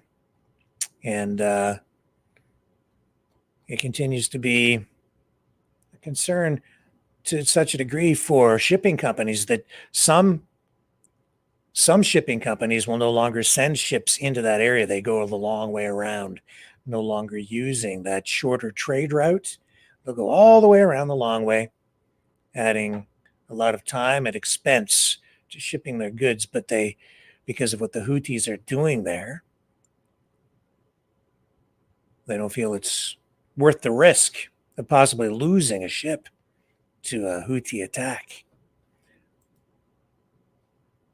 We'll continue to follow that. And back to what I was talking about last night in response to these estimated death figures in Gaza. Johnny has been sending me information about this, and I've seen him in the chat saying, 200,000 dead in Gaza. And I said, not so fast. Not so fast. The truth is, again, I'm not ruling anything out. But what I'm saying is, we don't know. And the methodology being used, even by people who know better, in this case, is flawed. I touched on it last night because Johnny mentioned it in the chat. And I want to elaborate a little bit on it to show you not only is the methodology flawed, the article in the Lancet, a medical journal, which is supposed to be highly respected globally, but it's not just the methodology. The article is written with a bias. And there's a history of that happening. And I'm going to show you that the Lancet is actually leading people around by the nose sometimes, and I think this is one of those times, for political reasons, and science and mathematics and accuracy and truth have gone out the window for political reasons. Let me explain. Okay? Here's a headline in Al Jazeera. And this is not the only media outlet. Mainstream media, even in North America, some mainstream media have latched onto this story and they have reported this as being factual. But it's a trap because the Lancet, being a medical journal, is viewed as being authoritative and credible, a trusted source of information, treated thus, presented that way in the mainstream media so that they can then just take that information and present it to the public as though it is just factual because it came from the Lancet. And who would ever question anything coming from the Lancet, which is a medical journal? Well, I put it to you that this is a political hit job, a piece of propaganda. It's not information that is being distributed based on fact or proper methodology. Gaza toll could exceed 186,000, Lancet study says. So that's the way Al Jazeera is reporting it. And it's been that way in other mainstream media outlets, even in North America, that have used this information. But there is a problem with it. It says here, the way this is being reported, it says the cumulative effects of Israel's war on Gaza could mean, and this is Al Jazeera, okay? This is not pro-Israel media, but they're acknowledging here that this is a projection, a projected possible death toll, could mean the true death toll could reach, not there yet, could reach more than 186,000 people, according to a study published in the journal Lancet. According to Gaza's Ministry of Health, which is Hamas. So right there, I automatically question any data in a war coming from any government. And in Gaza, Hamas is the government. Just as I would question any data coming directly from Israel. So I automatically question it. And because they have political motivation to exaggerate the numbers, skew them. And the only information on death tolls out of Gaza is coming from Hamas, the Gaza Ministry of Health. That's the only source that has been available, period, globally. So according to the Ministry of Health, more than 38,000 Palestinians have been killed since Israel launched its military offensive on October 7th in the wake of a deadly Hamas attack. And that's the number that's been largely reported until now. The study pointed out 38,000, but the study pointed out that the death toll is higher because the official toll does not take into account thousands of dead buried under rubble and indirect deaths due to destruction of health facilities, food distribution systems, and other public infrastructure. So you see already what these headlines and what the news stories have done is they're just making you think that the Israelis have gone in there and they've just mowed down and killed. Well, in Johnny's case, and I've seen the same number that he has been using, 200,000. Although here in Al Jazeera, I think that it's actually more accurate in what's being reported based on the Lancet, 186,000. Johnny's saying 200,000. And I'm not trying to pick on you, Johnny, but 200,000 was the number used, and he's not the only one.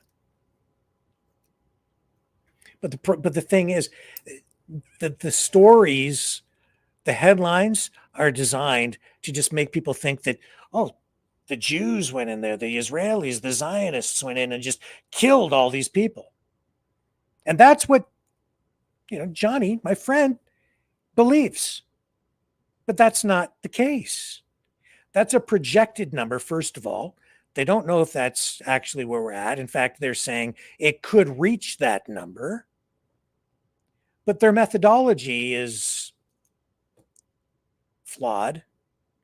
First of all, they're using numbers from Hamas that they don't know if they're even accurate. And then they're using a computer model that makes a lot of assumptions. I've read the article, and they're making a lot of assumptions. If this holds true, if that holds true. And then they're extrapolating and saying the numbers are probably, at least 4 times higher than what is being reported. They're guessing. It's a guess. They don't know. I've said from the beginning, I don't know how many people have been killed. We don't know. We're not getting enough accurate information. And all this article in the Lancet the journal Lancet, is an estimation based on some people who sat around and decided that it's probably at least 4 times higher. So we'll just write an article about that. And we'll put that out there. But you see, when they say it, it carries a lot of weight. And that gives license to other media outlets to report that number. I put it to you that this is politically motivated. And there's evidence to support what I'm saying. Now, I don't know. Maybe it would get to 186,000 or 200,000 or some other number.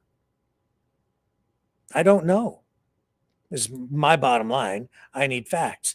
But I do know that number, 186,000, does not differentiate between civilians and military, Hamas. It Also, I know that the methodology used uses excess deaths to make the calculation. Essentially, they're holding Israel responsible and the IDF responsible for every single death that occurs in Gaza, has occurred in Gaza over a period of time, say a year.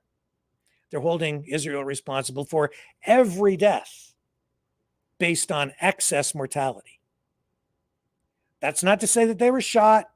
It could be a heart attack. It could be cancer. It could be other illnesses. And they're holding Israel responsible for every single death like that, that is considered to be excess mortality over the course of a period of time. They're extrapolating, guessing, and conflating. I don't know that it's justified or fair to equate it in those ways or in those terms. I'm suggesting that it probably isn't,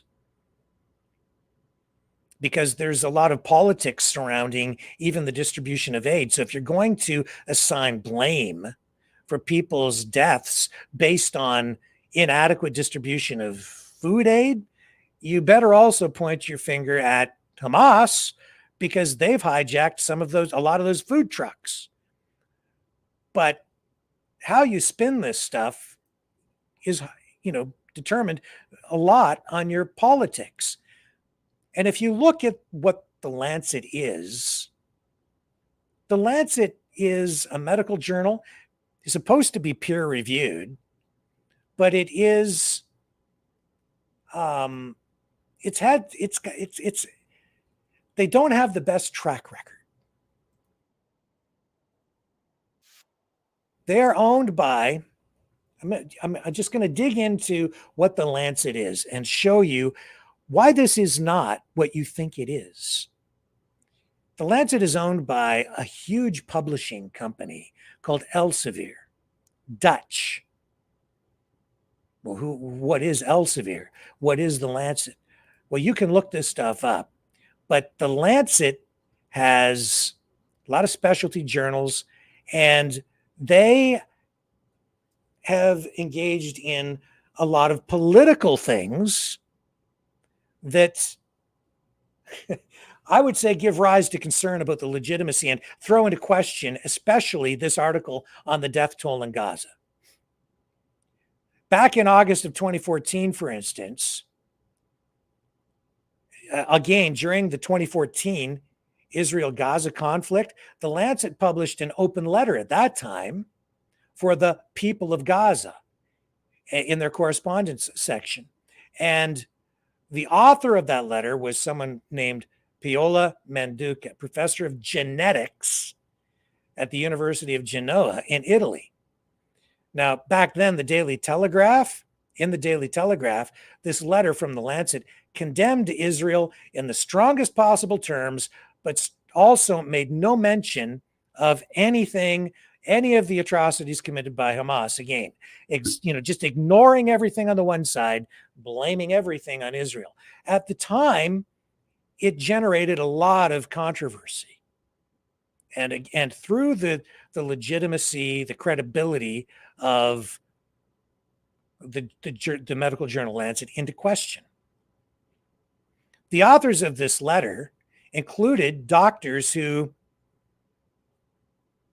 had direct ties to extremist groups, including white supremacist groups, including the Ku Klux Klan, which obviously, they're not a fan of Jewish people. So you had these guys who had direct ties, these doctors, to white supremacist groups writing this letter at the time. And I mean, you can look at it any way you want, but there's bias there again. And here we go again. I'm just looking at this and I'm saying, we don't know what these numbers really mean, other than they're just making them up using computer modeling. This is also a publication that in February of 2020 published another open letter to the public completely dismissing the lab leak theory related to COVID. And I don't know if you want to continue to put your trust in a publication like that and base, which, just like I said last night, this is a publication that led us astray, has led the public astray on more than one occasion. They wrote back in 2020 with regard to the lab leak theory, they said, conspiracy theories do nothing but create fear, rumors, and prejudice that jeopardize our global collaboration in the fight against this virus. They said at the time in this medical journal that the coronavirus originated in wildlife. That's what they wrote. That's what they said. And I can tell you that it was that assertion, that open letter back in 2020, that was one of the main things that public officials went to around the world to support their reactions, the government actions that were taken to lock people down and mask people up. This is the same publication.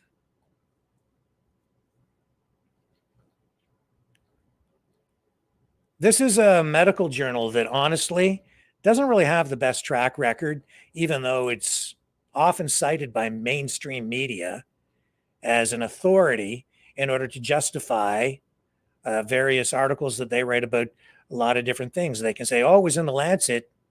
According to an article in the Lancet,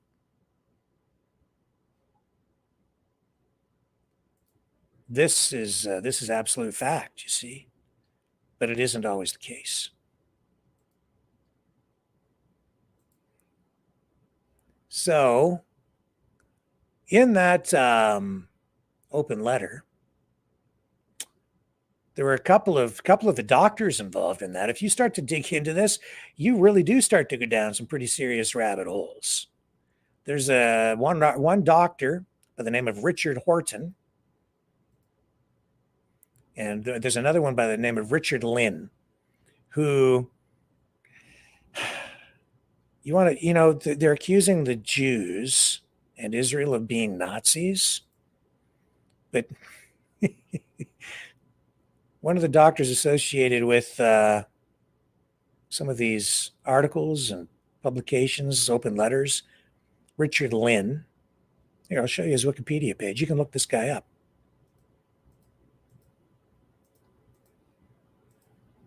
What's he all about? Richard Lynn, controversial English psychologist and self-described scientific racist who advocated for a genetic relationship between race and intelligence. He was editor-in-chief of Mankind Quarterly, a white supremacist journal. He was a professor emeritus of psychology at Ulster University. It goes on, down, down, down. Now, look, you can dial this back to some degree if you want and say, Wikipedia is biased. Yeah, probably is. Maybe in kind of left-leaning, but these guys are actually left-leaning in a fascistic way. And I'm not saying everything they say is wrong, but I am saying that they have a bias against Israel. And they're involved in this. And so when you're reading something that is being portrayed as scientific fact, or that it's sound science or methodology, when in fact it's just people making stuff up, numbers, taking a wild guess. And if they have a bias and political motivation, then I think you have to really, really, really question what you're looking at. And who are these people? These are the same people, folks, who got us into trouble during the pandemic in a really serious way. These are the same people who have justified the use of different pharmaceutical products that have also led to pretty serious complications in a lot of people And I'm not just talking about the thing that you get in the arm. I'm talking about other medications as well. You can really start digging into these guys. And what is this guy into? He's into eugenics.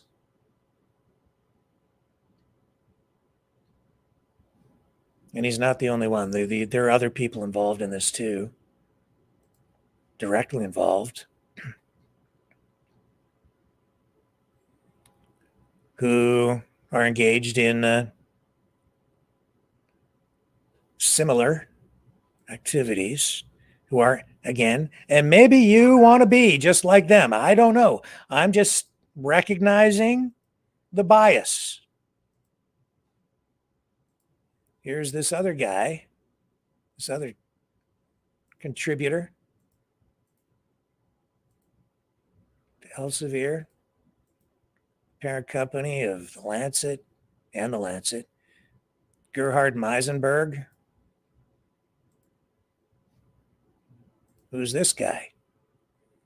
Meisenberg was on the editorial board for the journal Intelligence until late 2018. Geneticist Daniel MacArthur, writing for Wired, described a letter by Meisenberg sent to Nature as advocating for the future use of selective breeding or genetic engineering if group genetic differences in intelligence are found. Meisenberg attended and helped organize the London Conference on Intelligence and was one of 15 attendees to collaborate on a letter defending the conference following media reports of its ties to white supremacy, neo-Nazism, and racist pseudoscience. Now, who am I to say that they're being treated fairly by the media? Maybe not. But what I am saying is, even if you dial some of that rhetoric back and then take into account the bias of Wikipedia, there's still a glaring bias present in the authors of that article saying that the death toll in Gaza is much higher. And there's also a glaring bias in the parent company and the medical journal itself. It's clear in their history. So I think you should be very careful about who you're following. What we all need to be very careful about who we're following, what we're believing, what we're accepting as fact. We need to be asking questions, scrutinizing all of these things, because I'm sorry, I'm just not trusting the guys who gave the ammunition and the justification to the politicians and bureaucrats who did these terrible things to us over the pandemic and are now somehow concealing themselves in such an effective way that they're not being questioned when they're actually the authors of a new study that is clearly politically motivated and becomes a source of information injection into the most volatile, controversial, emotional, and potentially explosive military conflict of our time. They've got an agenda, and we better be darn careful. I want facts, not politics. I'll be right back. Fighting the Great Reset by leading the Great Resistance.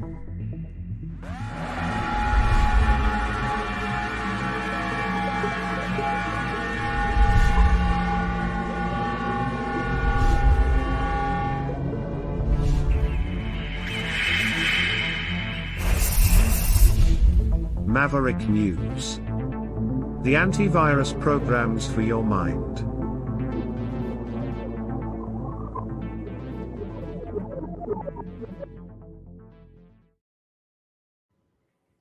Johnny says, who do I trust? Let me just look in the chat. Tell us who you trust. You know what, man? At the end of the day, I don't really fully trust any of these people. on any side. I look at it all, and you have to take it all with a grain of salt, take it all in, stand back and say, what is real, what isn't, and you have to make an assessment. That's why whenever I'm looking at anything, I'm always saying, who's the author? Where do they come from? Who are they connected to? What does their past work reveal about them? What's their past work to say about their bias? And even then, people can have a change of heart or turn over a new leaf. If you're looking at you have to look at the information on a case-by-case basis. It's not an easy thing to do.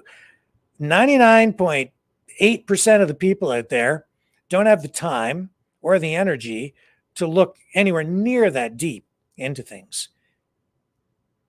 So people tend to read headlines, maybe the first paragraph of something, but they don't get into the nitty-gritty on a lot of stuff.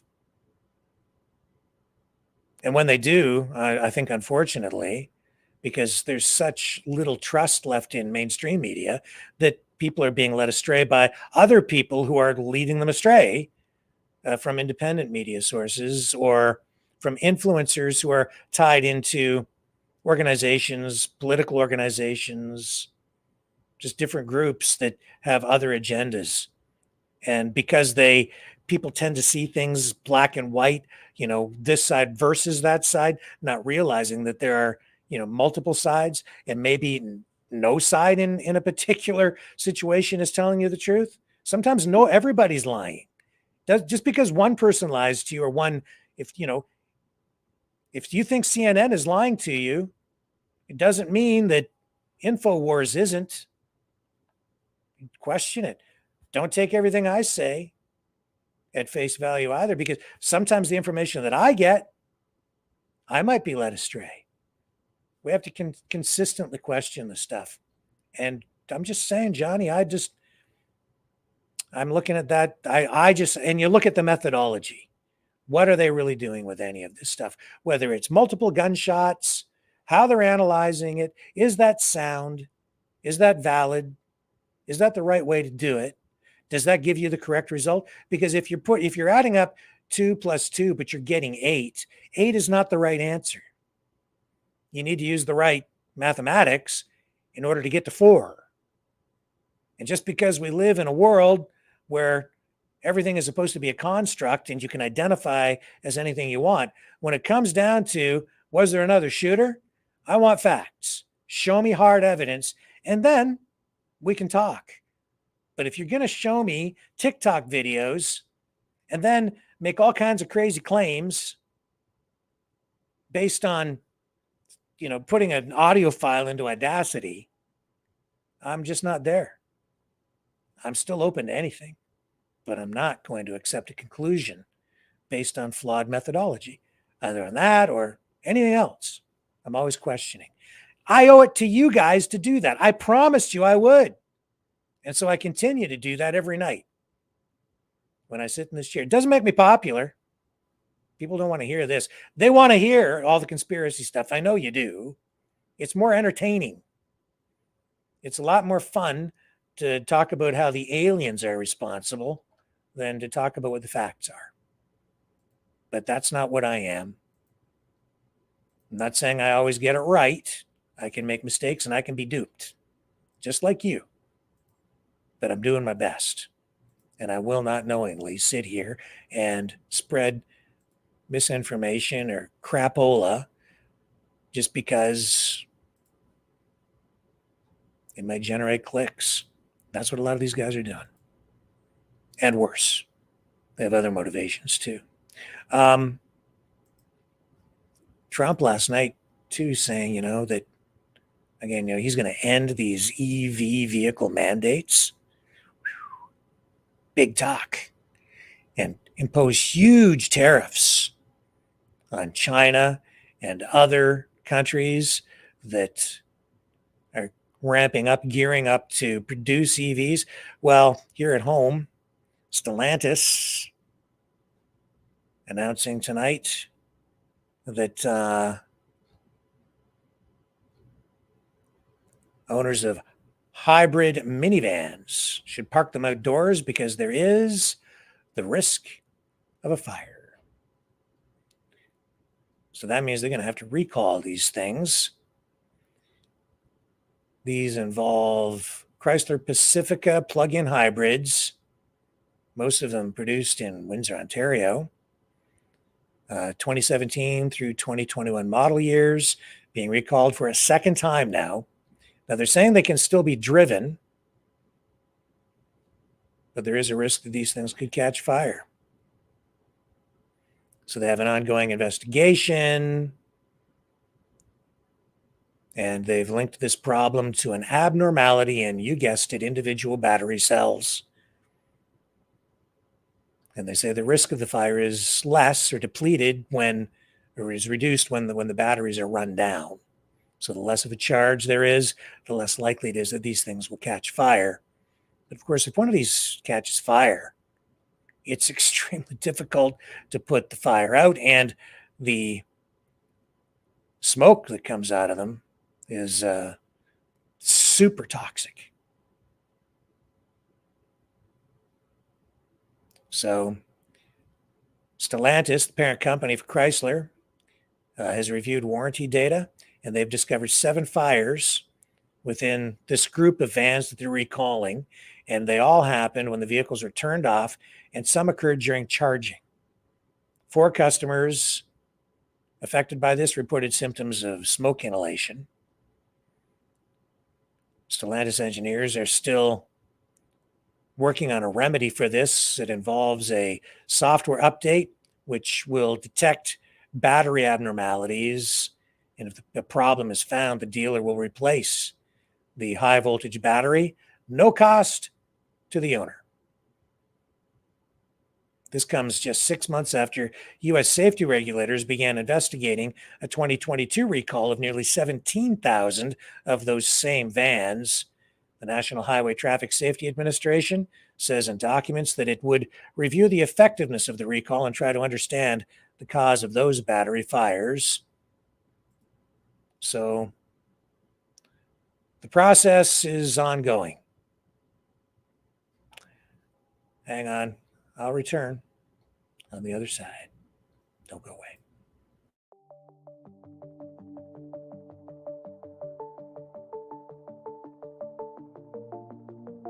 Greetings, brave Mavericks. Our quest for truth continues. We go beyond fake news. Together we expose propaganda. Together we pull others out of rabbit holes. We are maverick thinkers. We are all unique individuals, defenders of individual rights and freedoms, credible, trusted, grounded in reality. Maverick News, Maverick News. Defending free speech, free speech. Donate at freedomreporters.com. Do it now. Tomorrow may be too late.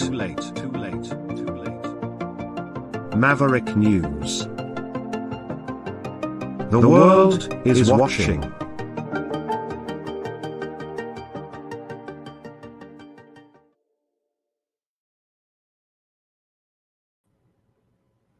Oh, yeah. And just before we move on, just another mention about Elsevier, the parent company of the journal Lancet. They, just to give you an indication of what some of the problems with them are, they have been in controversies over plagiarism. They have manipulated bibliometrics. They have paid people and got caught paying people to leave positive reviews of printed works that they have published works that they have been distributing through Amazon. They paid people to leave positive reviews.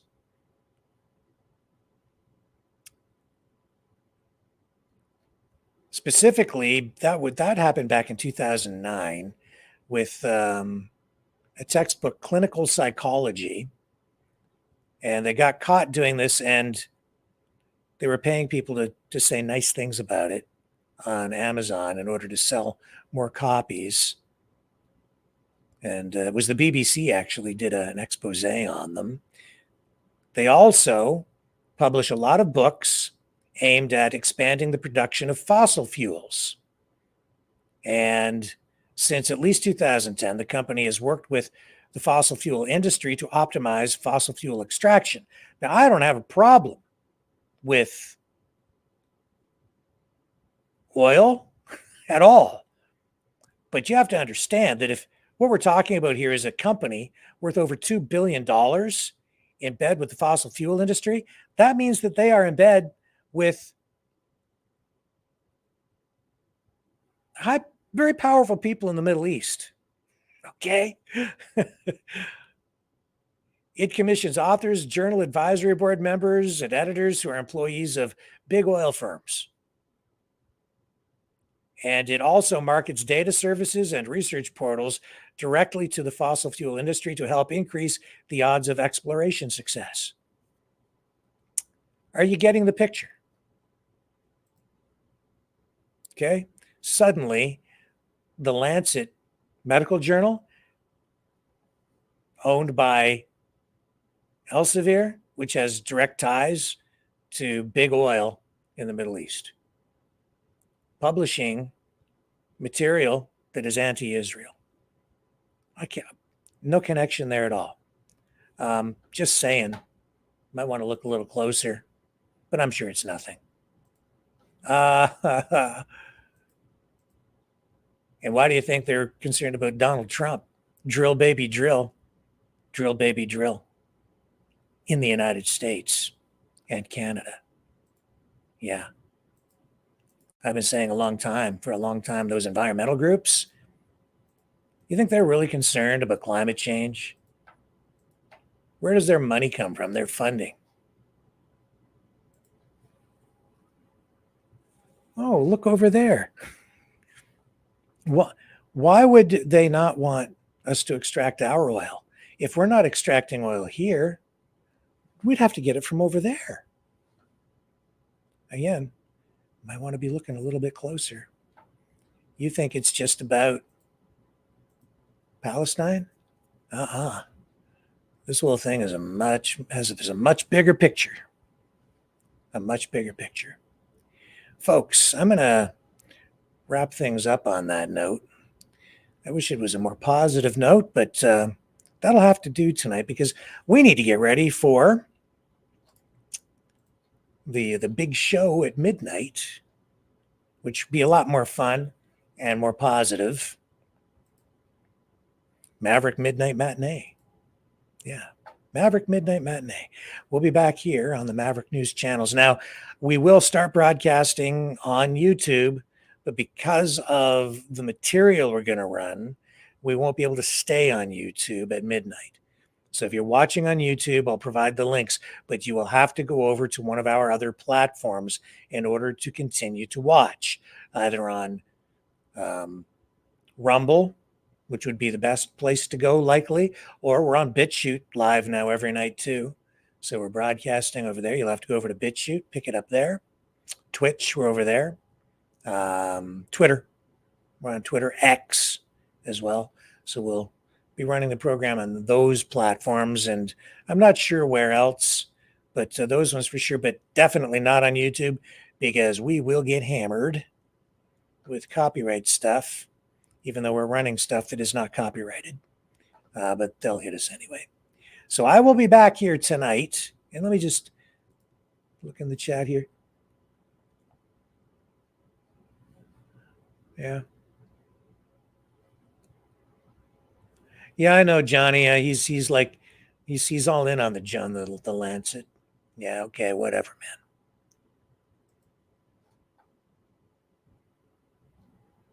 Yeah, it's been around a long time. It's changed hands multiple times since the 1800s. I know, and yeah, they're cited all the time as being authoritative. And for the most part, I think a lot of the stuff they publish is quite good and credible.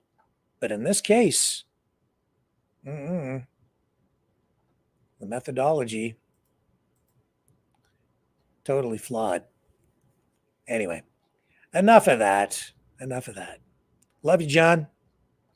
Hope to see you back here at midnight. Maybe we'll get you to call in or something and join the conversation when we're talking tonight about Superman, but not in the conventional way.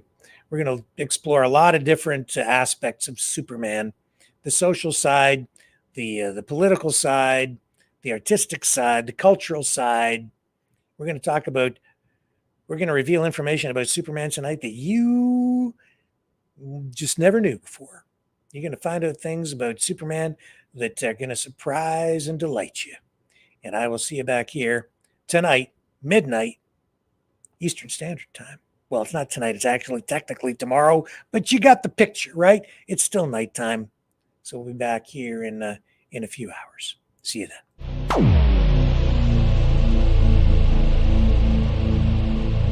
This has been a Maverick Multimedia production.